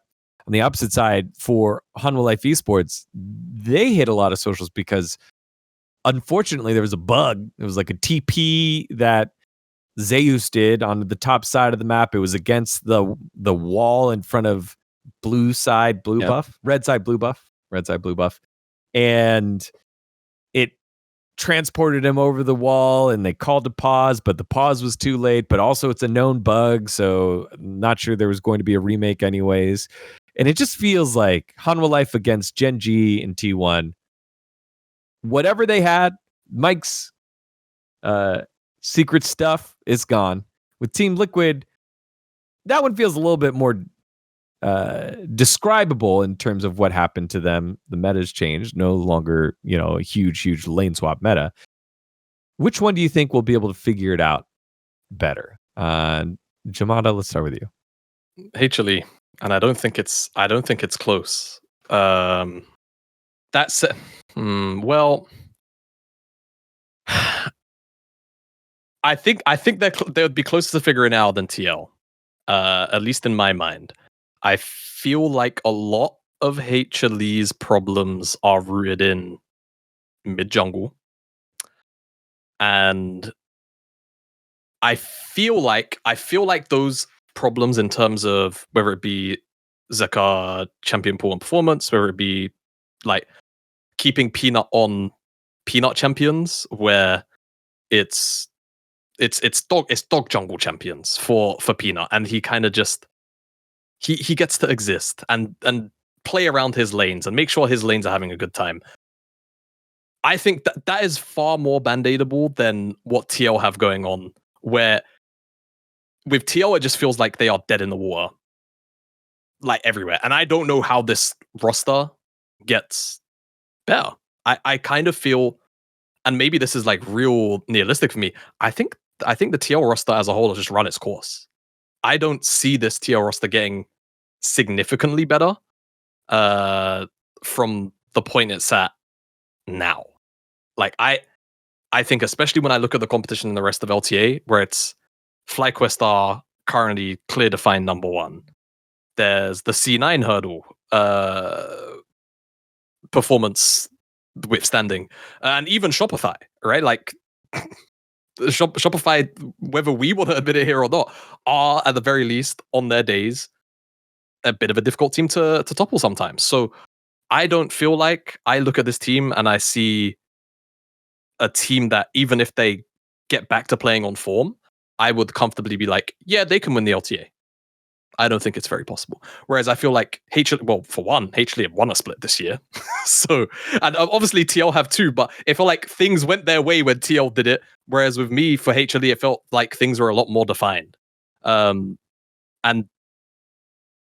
they can bounce back. Do I think that the gorge right now in the LCK is kind of big in terms of you have the rest of the league, small gap, HLE, small gap, T1 Gen G?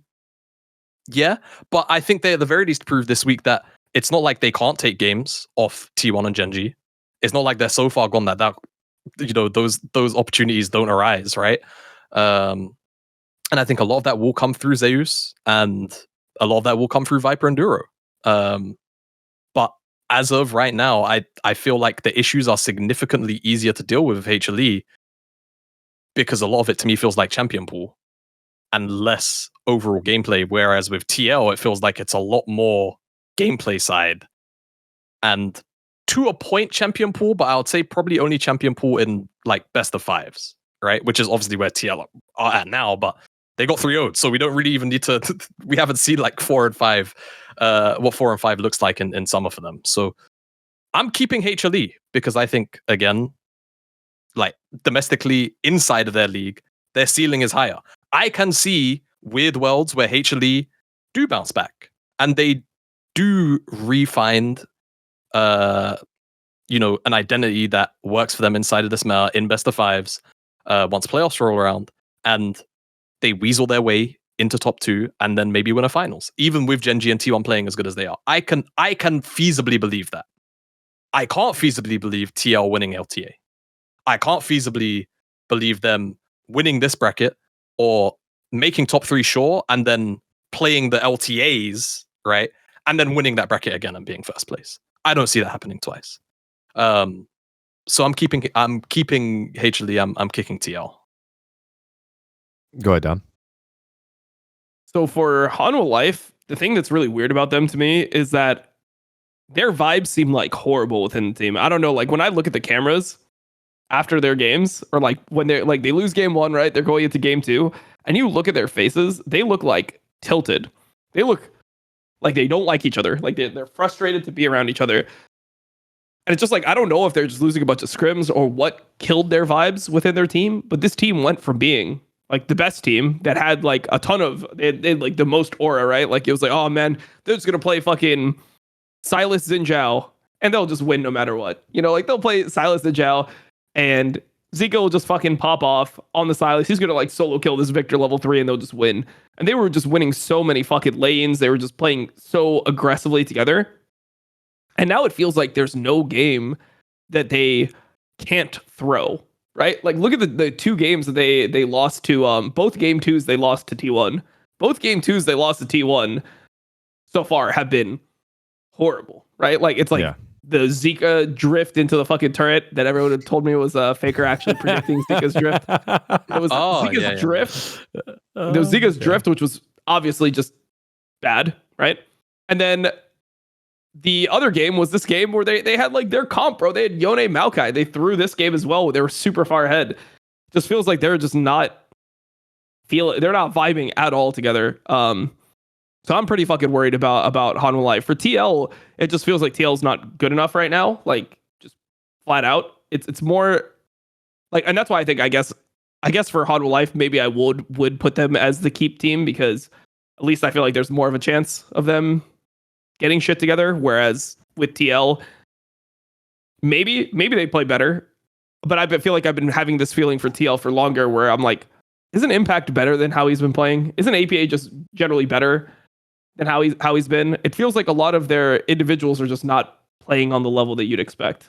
So that was my, when I was coming up with this, that was my thought. It feels like Han was more like, all right, the sum of the parts aren't summing up, whereas in vibes, I really like that you hit on that, because my girlfriend is a Hanwha Life fan, so we watch their content, and they shot most of it earlier in the year, and they were camaraderieing. They have like some of the best content in the LCK, but everything that you said was right too. Where you look at the cams, they just look tilted. I mean, Peanut after the losses, just, you know, they always pan to him after the loss, and it's just this scratching his head, being like, "How did this?" And you look at Zeus's face, and he's like, "Yeah." He's just like, "Yeah, pick me whatever. Yeah, pick me whatever, champion." We had a point on Pog State saying that like Zay said this is the first time where they're having like kind of like chemistry issues and comms issues, where like that wasn't something that they had over at T1 when Faker was in. Obviously, when Poby was in, the team obviously didn't know what to do, but it felt like everyone knew their role there. Now kind of slotting into his first time a new home in these complex different types of fights, and the ping-ponging, like you said, that the Korean casters or the Korean streamers say.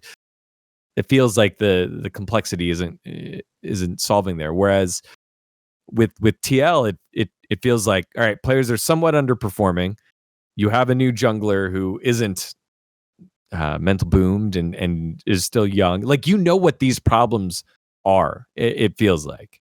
And you still have players with insane highs, like I think. So, but maybe that's not just the case because it's time to move on. Obviously, the tournament format is a lot harder for Team Liquid as well, but this was a team that was run in the region. They made it again in winter, and it just feels like both these squads fell off real hard.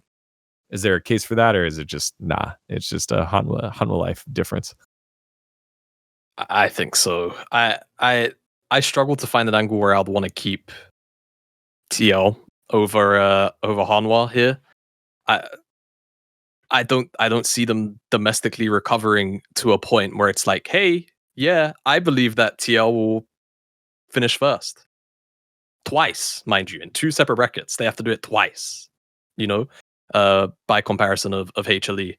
And again, I also just feel like, yes, definitely like Impact APA, they have the ability. We know they have the ability, and they're definitely not playing to the floor, at the bare minimum, the floor that we expect them to. But I see HLE in the context of the LCK as a team with a far higher floor traditionally than I do by comparison of TL against the LTA. All right. Fun little experiment there for Keeper Kick for Hanwha Life and Team Liquid. We'll see how these 2 first stand participants will fare as Team Liquid now down to their last chance. Hanwha Life still have 1 more round robin to go, so 4 more games before we move into playoffs. Let's go to our final topic, and it's going to be some HiKeyLoKeyNoKey over in the LEC. We had a couple teams finish their run. KCorp already played all 4 games in their group. Fnatic already played all 4 games of their group. G2 is the cream of the crop, so we're not going to count them. They're fine. Let's move to KCorp, Fnatic, Movistar KOI, and Team Vitality. The squads that have the potential to finish 3-1 in the group. Who you high key, low key, and no key excited about? Let's get to it. All right, Don, let's start with you here. We've got our 4 squads. Team Vitality, the surprise, I would say, out of them. But 3 of those teams all in the same group. And then Fnatic, they weren't able to get over the final hurdle of LeBron James against Kobe Bryant, I think, as LeBron tweeted out earlier. So who you got at no key in terms of, maybe you have no one in no key. Let's start with KC. Where do you put KC? KC, I'm like, I'll say I'm low key for KC. Like, I'm low key for KC. I just feel like the way they're playing is a lot worse than before. Like, I felt like they should have lost to MKoi as well. I didn't think that their games were that good against MKoi, and then their games versus Vitality. It just feels like they're not really operating. They look very disconnected. It's like you see Kana, and it's like that guy is Korean. You look at the rest of the team, and those guys are definitely not Korean right now. So I don't know what to take away from that, but it is weird for me to just like watch how they've I don't know. I don't want to say like how they've been like devolving, but it just feels like they are a lot. They're a lot worse than they were earlier this year. And part of that, I think, is also that they're not band-aiding the same way that they were before. Like, they are actually they're still playing the Yike Vi. Like, they never win with it. Feels like they never win with it. They actually do win with it, but they only win with it against bad teams. But it just feels like these types of picks like just don't suit them. But they keep on going to it. Like Vladi Annie, man. Like, I think Vladi's a good player, but their whole recipe was always put Vladi on a traditional mage. Kana will play whatever champion. He'll always be fine no matter what. And when you get to like playing carries, it's like Vladi is going to be Yike is going to have to be on a tank jungler because you're going to have things that are going like you're going to have too many jobs to have not a carry not a tank to have a carry jungler. If you have top lane that wants to pick Gnar and Rumble and these types of picks, and then you have a mid lane that wants to pick a mage, and then your AD carry wants a traditional AD carry with like always strong laning. I mean, the reality of the situation is that you're just going to be in a situation where you have to fight. Like you're going to have to fight at some point. So yeah, I just think that their team right now, they just haven't went back to that. It feels like they're really still trying to elevate and get to the next level, but it's just not happened. So I just don't know when they're going to just like give up on this type of stuff and then go back to what they had, their formula that was winning, because right now it doesn't feel like they're going to win the LEC again. What do you got, Jamada, here for KC? I'm almost no key on them, but I would probably also put them in low key. Dom highlighted a lot of my thoughts. I just feel like they haven't also, in terms of like they're almost devolving. I think they also haven't really changed how they want to play either. Or sorry, I don't think they've done it in a positive way because again we're seeing like stuff like Vladion Annie, Smile.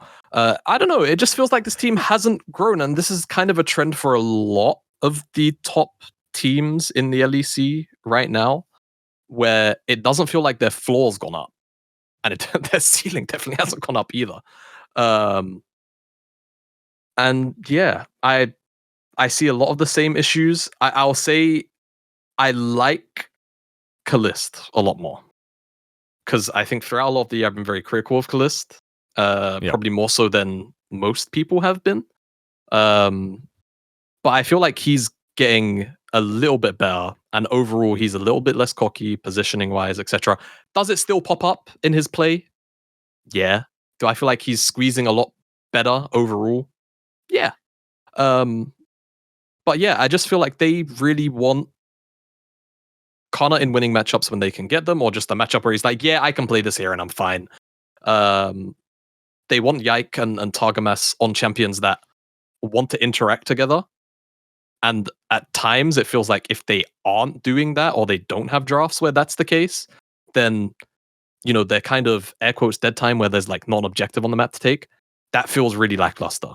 So yeah, I'll probably also place them around low key. I would be close to putting them in low key, but there's another team that I'm going to put in low key that is a little bit less French than our boys in blue.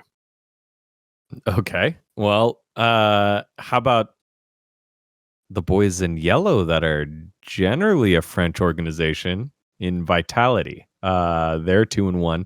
They had the win over KC. Jamada.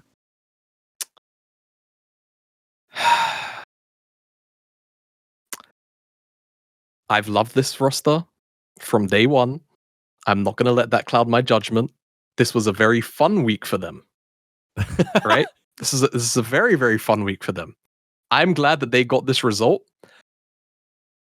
I don't think they're going anywhere special, man. I don't. They're not going to break. I don't see this team breaking into the top 4.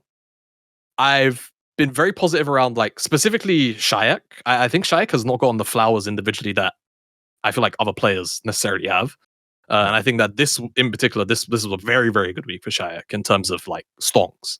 But I think that the issue with Vitality has never been their hands, in my opinion. I think their hands have been fine throughout a lot of the year. It has just genuinely been their brain. Their macro, the way that they approach team fights, the way that they look at map states and go, yeah, we should probably just fucking send it. It's been bad, to say the least, right? And there's been pretty obvious reasons. Koff Hillisang, Koff Niski role swap. Like, this has been a very, very chaotic roster. But what's good is that, in a way, how like we've seen how HLE, obviously they haven't had roster change, but like HLE look a little bit defeated. You listen to the comms of the Vitality players, and they're like fucking singing payphone, and they're just like having a good time. They don't give a shit. Like, it's not suitable for work noises. Yeah, exactly. Like, it's very clear that on a mental level, this team kind of can't be shaken. And if they actually lock in, that they can take games off the top teams if they're on like off days. But again, I don't see them breaking into the top 4. I I almost want to put them in HiKey just because I've been flying this Vitality flag all year. But I will keep them in low key simply for the fact of, whilst I have my grievances with the top 4 that aren't G2, I don't see this team in its iteration right now having enough time to grow to be like, yeah, I can see them like breaking into top 3 and like being the 3rd best team, because that is probably the absolute best case scenario. They hit some crazy stride. Koi continue to look really shaky. They drop out of the top 4. Like, other things have to go right for them inside of the LEC to have them place higher than basically 5th. So that's my big issue with them. So yeah, I'll keep them at low key. I don't think they can do much damage to the top end of the table, unfortunately. Yeah. It was good getting to see Shaq and Lindsay over in the LCK. They got to swing by the studio when they did their Korean boot camp for summer. How do you make their run here? It's just a couple games, but I mean, it's positive, Dom. Yeah, I don't trust them. Am I supposed to trust them? Like, I just don't trust them. Like, I don't know what else to say. I don't trust this team. It's like I want them to be good. I mean, they're a fun team, right? Like, I feel like no one hates Vitality. There's no reason to hate this team. I just feel like they are too psychotic to be able to like get it together and win like close series and playoffs. But it's the what if, Dom. It's the what if they do? I mean, they could do it purely off vibes, to be honest. I mean, Carzzy is that kind of guy. He might be able to get it done purely off vibes. Probably not happening though, if I'm being honest. HiKeyLoKeyNoKey. I'm going no key on Vitality. I refuse to buy in. I think that's fine. Like, going no key on them doesn't mean you hate them. It's just, this was a good run. Yeah, it was a good run. All right, let's go. Excited for them, right? Yeah. That's what we're rating. I mean, if it's exciting for them, then yeah, I'm not excited for them. I'm open to them doing well, and if they do well, I'll be like, oh, nice, they did well. But I'm not like I'm not holding my breath watching a Vitality game. Let's move to Jojo and Los Hermanos over at Movistar Koi. They still have their match against Vitality at 2-1. So them and Vitality, they haven't finished yet, but they have the chance to go 3-1 like KCorp. Where do you rate them, Dom? HiKey, low key, no key after 3 series. Do I have to put them high key since I put the other ones low key and no key, or can I go? No, you place them wherever you want to place them. All right, I'm going no key. Like, I'm not hyped for them at all. I feel like they've actually gotten worse. Like, I really feel like they've gotten worse. Obviously, part of it is, apparently they didn't scrim, which I think is kind of crazy. Like, they took a 2-week break after EWC and they didn't scrim, so they're just like in worse form. We'll see this week, right? They play Vitality. We'll see how they look versus Vitality. If they stomp Vitality really hard after Vitality does pretty well at the KC and Vitality's riding a little high confidence-wise, I'll start looking into them more. But I just don't feel like they're in the form where I'm expecting them to do well or like, win in like playoffs. I think they're just back to winter form in my mind. Go Jamada. I haven't been a MKoi believer since last split. I'm not going to start now. Cool. They didn't get to scrim, or they actively chose not to scrim for a couple of extra weeks. But like, bro, would we be giving the same grace to basically any other team besides G2 that have been a champion inside of the LEC? I really don't feel like we would. I really don't feel like we would. They're no key, man. Like, they have been behind in some egregious states. And were it not for basically the fucking hand of God, like, I look at the GX series and just go, how the hell did you guys not lose this series?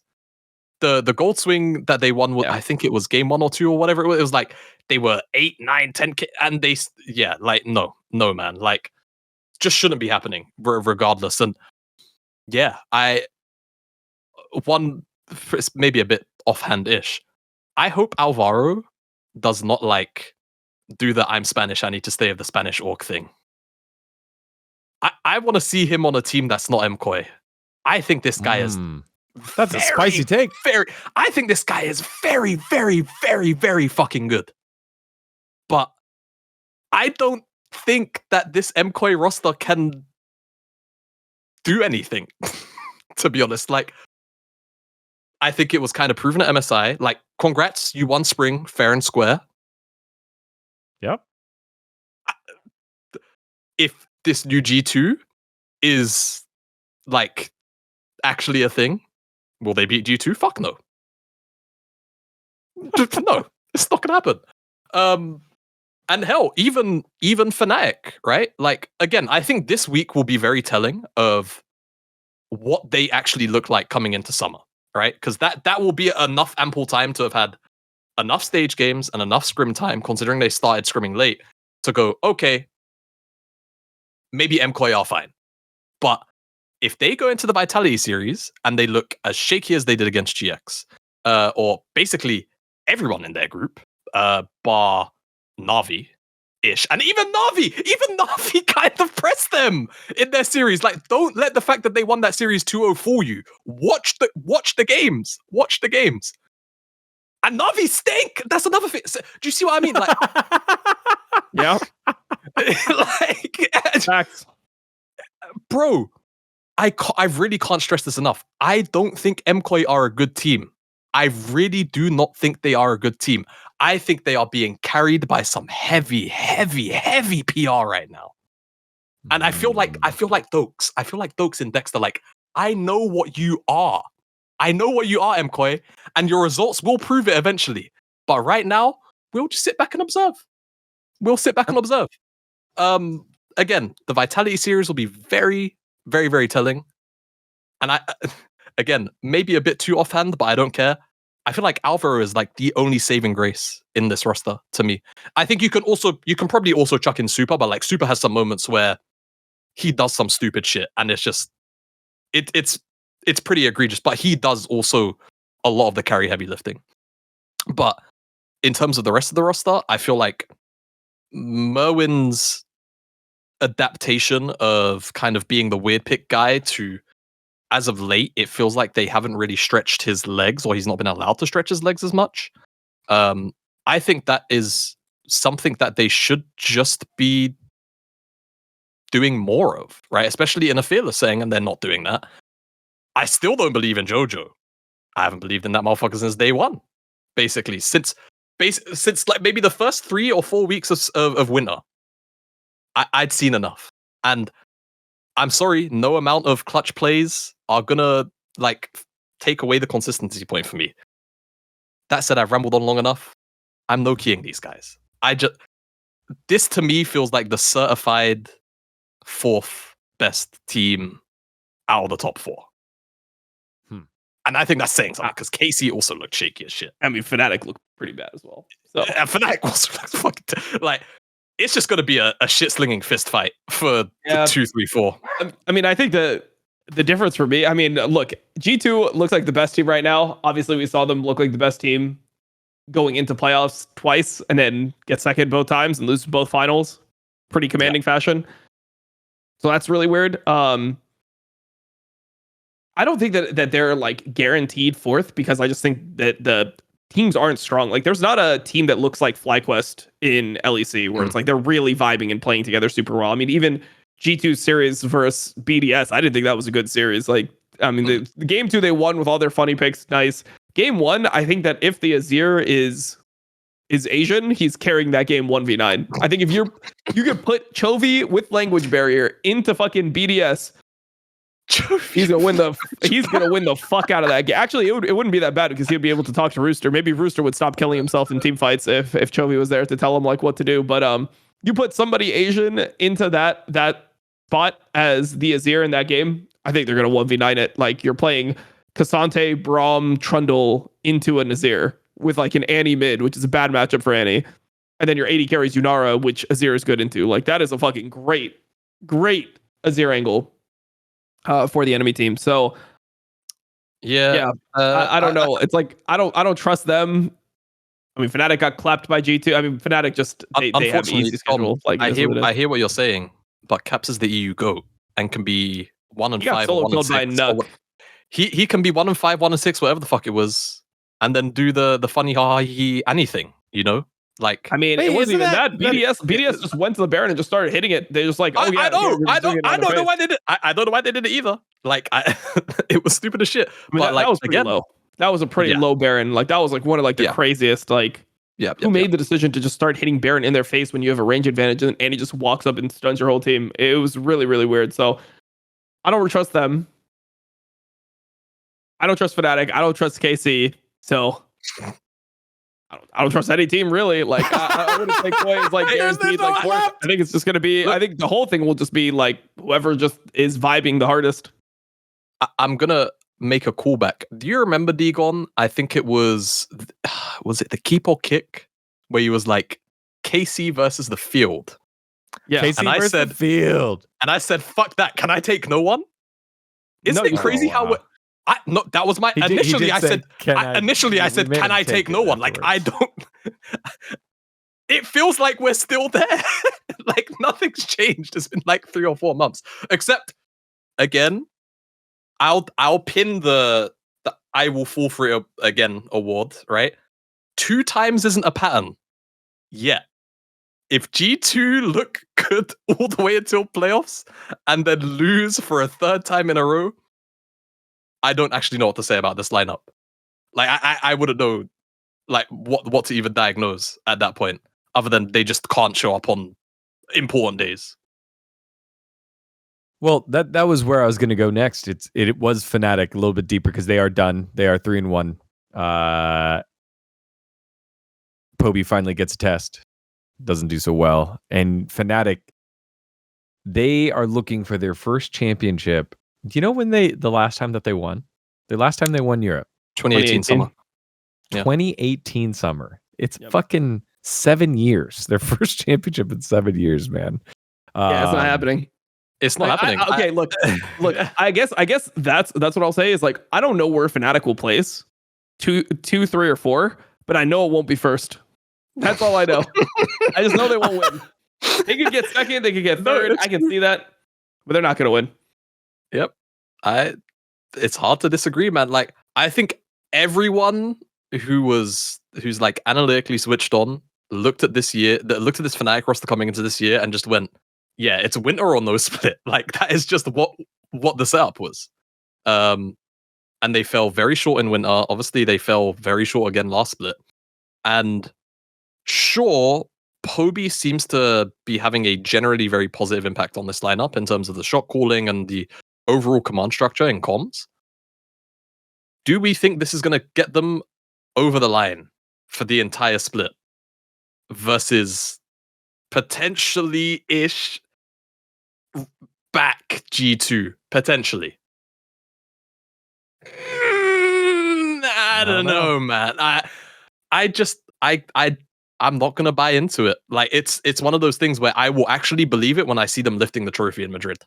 You know, like other than that, I don't see it really happening. Like I'm with Dom. Except I would remove the 4th part because again, that's reserved for MKoi. Like it's 2nd or 3rd, not 1st. Like in my head. And that's really it with them.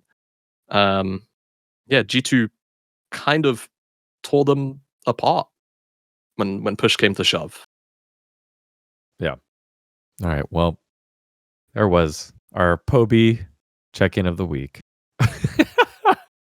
All right. Let's take a look at some of the big matches coming up this upcoming week. LEC, it's Vitality, MKoi. G2 plays one more time. That's about it. Over in LTA North, we have the elimination games for 2 squads. Format is fucking crazy, by the way.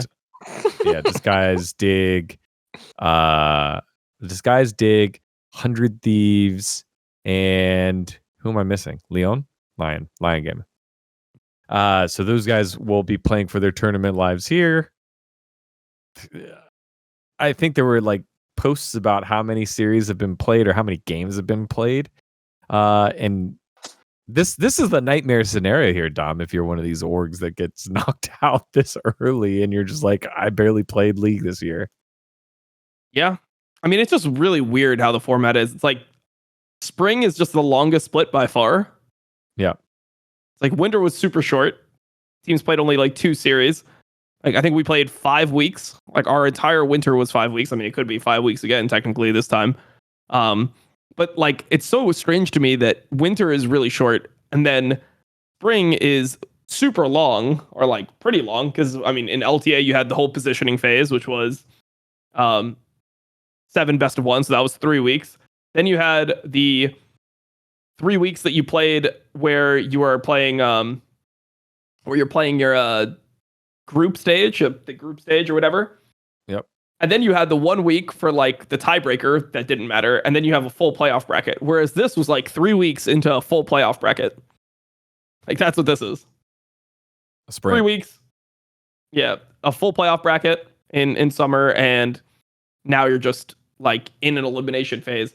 And then they're also like the patch is like to be determined, so they're probably I don't know if they're actually going to do a massive change. Like I'm not sure exactly what the next patch is. Because where are they supposed to do like Demacia? Wasn't 15-17 supposed to be like the Demacia thing? I can't remember exactly what it was supposed to be. It doesn't seem like they're going with that whole Demacia theme. We should probably touch on that just very briefly because I think it's supposed to. I think the season ends right at the end of this month. Season ends next week. Yeah, season ends next week. The theme is supposed to be Jinzhao and the whole Jinzhao visual rework and tie in some Spirit Blossom and some Noxus. So maybe it is Demacia. I mean, but like the whole thing was supposed to be at the beginning of the year. There's going to be 3 distinct seasons that were going to be drastically different. Yeah. So Noxus was like the first thing. They added a bunch of new stuff. And then it felt like the Spirit Blossom thing was barely anything. They just changed Otacon around a little bit. Made the Rift look pretty. Made the Rift look better. Yeah. And then they kept like the respawning turrets and the feats and all of that stuff, which was supposed to be for like the Noxus theme. And then summer is just not going to be anything. Like I just feel like they just completely, like, I don't know if they just gave up on it or like what their ideas were. You guys, I mean, actually I say you guys, everyone kind of plays quite deep into September, depending on the exact date. I mean, I think it drops on Worlds? It's 100% it's going to drop on Worlds. Yeah. Are you nuts? Yeah. Wait, really? I thought it was supposed to drop the next patch. So this is what I'm saying. I also was under the impression that it was supposed to probably be next patch. I don't think it's fully next patch. I'd have to go and double check my lines here. The ranked season ends at the end of the week. Yeah. So that's what I was saying. So yeah, I mean, either way, what I'm trying to get to here is that I'm pretty sure that like LTA, like both LTA, like the actual championship for Worlds quali, that I think might end up being played on the new stuff potentially if there is like broad sweeping changes again. And then Worlds is for sure going to be on whatever the hell happens because it's October. Like Worlds starts really late this year. So those changes will be in. So yeah, I think just this last couple of weeks or the back end of summer in general, there is I'm pretty sure everyone is going to be playing on this new weird stuff, assuming again there are big changes. But if spring is anything to go by and it's just the Atacon stuff, then I guess they'll probably just change Atacon again because it's very tied to the Spirit Blossom theme. Unless it's hard to say, man. Sometimes the balance team make very strange decisions, and it's not really correlated or lined up with esports very well. It's on the pros to figure it out. It's on Dom to figure it out. Yep, bro. I don't know. This season has been so fucking weird. Like when it comes to the format, it's like first stand. Now that we're removed from it, like. No one even remembers that shit even happened. Like no one even like really talks about that. Like, it was some tournament first stand. Like it's way closer to something like EWC than it is to MSI or Worlds. MSI or Worlds, yeah. Like bro, I care. Like I'll be honest, I thought that it was more hype watching LCK Cup. Like I thought the LCK Cup with all those best of fives and like all the 5 game bangers that we got Genji versus Nongshim went to 5 games. Hanwha Life Genji went to 5 games twice. Hanwha Life versus Damo went to 5 games. T1 versus Hanwha Life went to 5 games. That felt more hype than all of First Stand to me. Like, it's just very strange. This it's just so foreign. I can't imagine viewership is up worldwide with this type of 3 split format. I don't know. T1 are playing well, bro. You know, our lifeblood. It was a talking point for us. Like, T1 games have, obviously been doing well, and they're playing against other top teams, so people feel the need to tune in. But it has taken away from a D+ Kia and the bros. Not that the bros cared too much, but I think because you're getting all that top versus top, maybe the peaks have been high enough to carry the valleys compared to all right, here comes T1 to beat the shit out of the DN Automotive free. Yeah. I mean, I don't know about you guys, and I feel like this is more like kind of broader industry talks. I don't know if this is necessarily the place to do it, but it always felt like this was going to be kind of the inevitability of swapping to 3 splits. Like, there would be a level of viewer burnout, right? Yep. There is so much going on, and then it's like reset, and then international, and then reset, and international. And obviously, with the LCK format, that's like the only place where that's kind of not happening.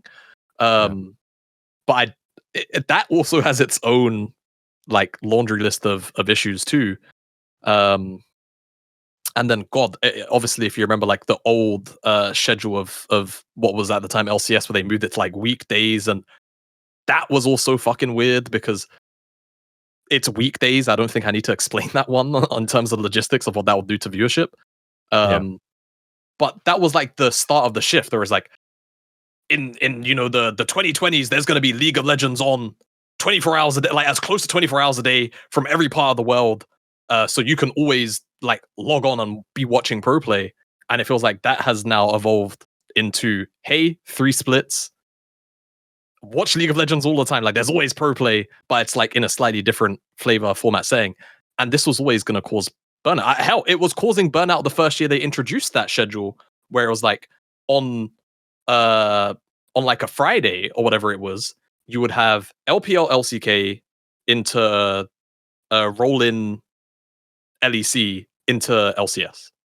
Yeah. No one in their right mind is sitting on their ass and watching League of Legends for 16 hours straight. I did it every week. Other than you. You right get mind. paid. Right mind. You get paid. It's your damn job, dog. Yeah. But like no mentally sane person who isn't getting paid to do that is gonna do that. Like, sounds like they should just get paid. I don't know. Sounds like that would be the solution. It is true. At the end of the day, I can't fault the argument. But like, yeah, I feel like this is always going to be like the general outcome. We'll see, I guess, what the numbers tell us once we have them from start of year to end of year. I feel like they're not going to reveal much that we don't already know, right? So yeah, I don't know. It's just, thank you T1 for being better, keeping the esport a little bit more keeping the lights on, the baby. average, for the average person, and then also Faker signing on for 4 years. Let's see. Over at LCK this week, we have Hanwha versus Genji again. So back-to-back weeks. It is our Saturday showdown, our more key match. Let's see if Hanwha can get anything going against Genji. Not anything. Get it over the hump, because they did win the game, one game over Genji earlier. And then over at LPL, what do we have over at LPL this week? Is it IG's week? Is that what it is? Let's see. Okay, split 3. All right, LPL, we have IG Weibo. I think that's it. Yeah, there's like no games. IG Weibo. Like AL JDG, BLG JDG. It's a big week for JDG. Yeah, I was about to say, actually, I wanted to talk about them for like 30 seconds. If this roster wants to make top 4, this is actually the week to do it. They are playing against BLG and AL, so it's like their big test. But then they also play they play Weibo back to back, because I think that was one of the matches that had to get postponed because of the because of rainstorms, the typhoon and everything. So that is their direct compare to break into top 4. So they have an opportunity to basically 6-point them twice. Yeah. And JDG, I think whoever gets 4th from LPL, great shot to make it Worlds. Like our KT and Nongshim look terrible. D+ Beatable. do not look dominant in the lower group. So like the fact that there is this, we had the Worlds qualifying series like a couple years ago, Golden Guardians against BDS. Now that LCK and LPL have it, a little bit heightened here, and definitely the depth of the LPL squads, I think. Can I say something about that format choice as well? Go. Do we not find it weird that we're making LCK and LPL fight for a guaranteed 4th slot instead of them just having 4th slot by default because they were the best performing regions this year, and not having the worst performing regions fight for their like dedicated last spot? Would that not just make more sense for competition? Or am I missing something here? I mean, I don't know. I'm always for more LPL and LCK teams than less Western teams. Even away from like that explicit point, would it not just make more sense that if you were the worst performing international region at the most important international event, you would be punished for that?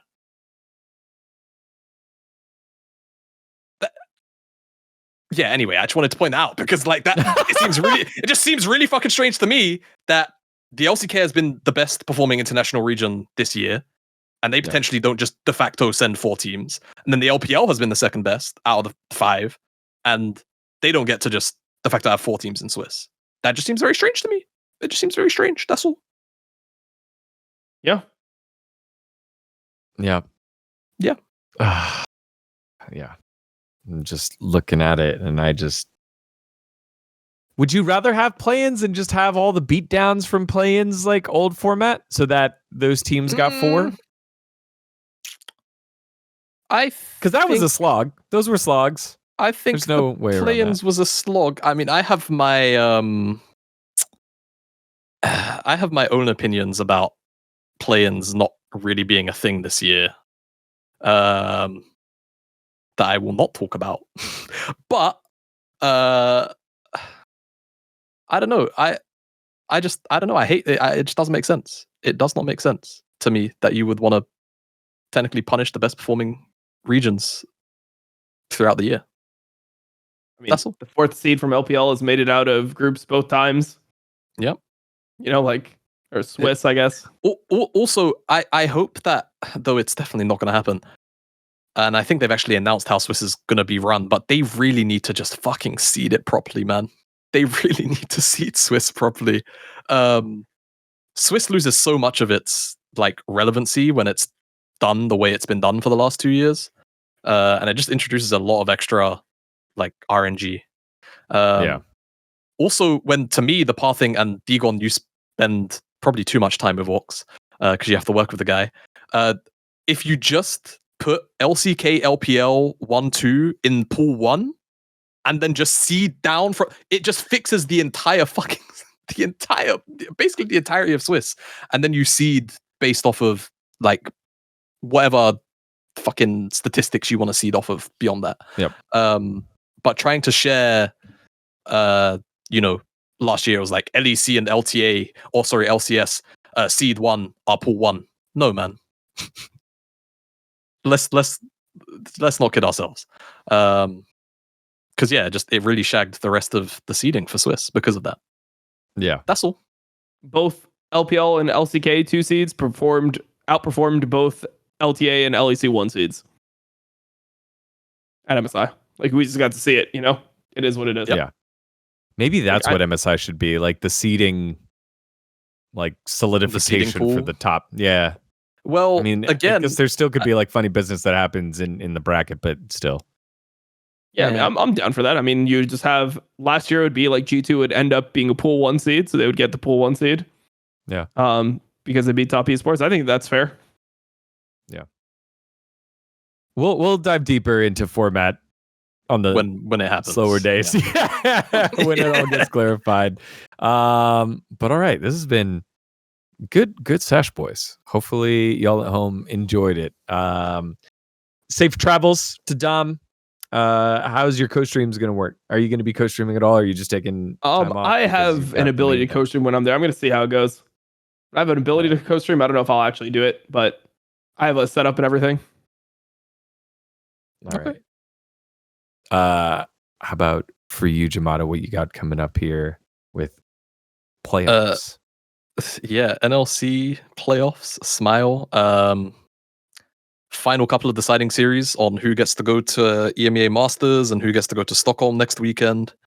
It will be pretty good, actually. The NLC teams are the top 4 NLC teams in terms of level. Pretty solid. It's probably the best top 4 that we've had all year. Yeah, I'm looking forward to it. Who's the 4th best team now? We have it's Rich Gang. You remember Rich Gang? Those guys used to stink. They actually have a pretty decent roster now. Who's the top 3 then? The top 3 is LR, Nord, and then I would say Verdant. Verdant. Damn. Yeah, Verdant. Right.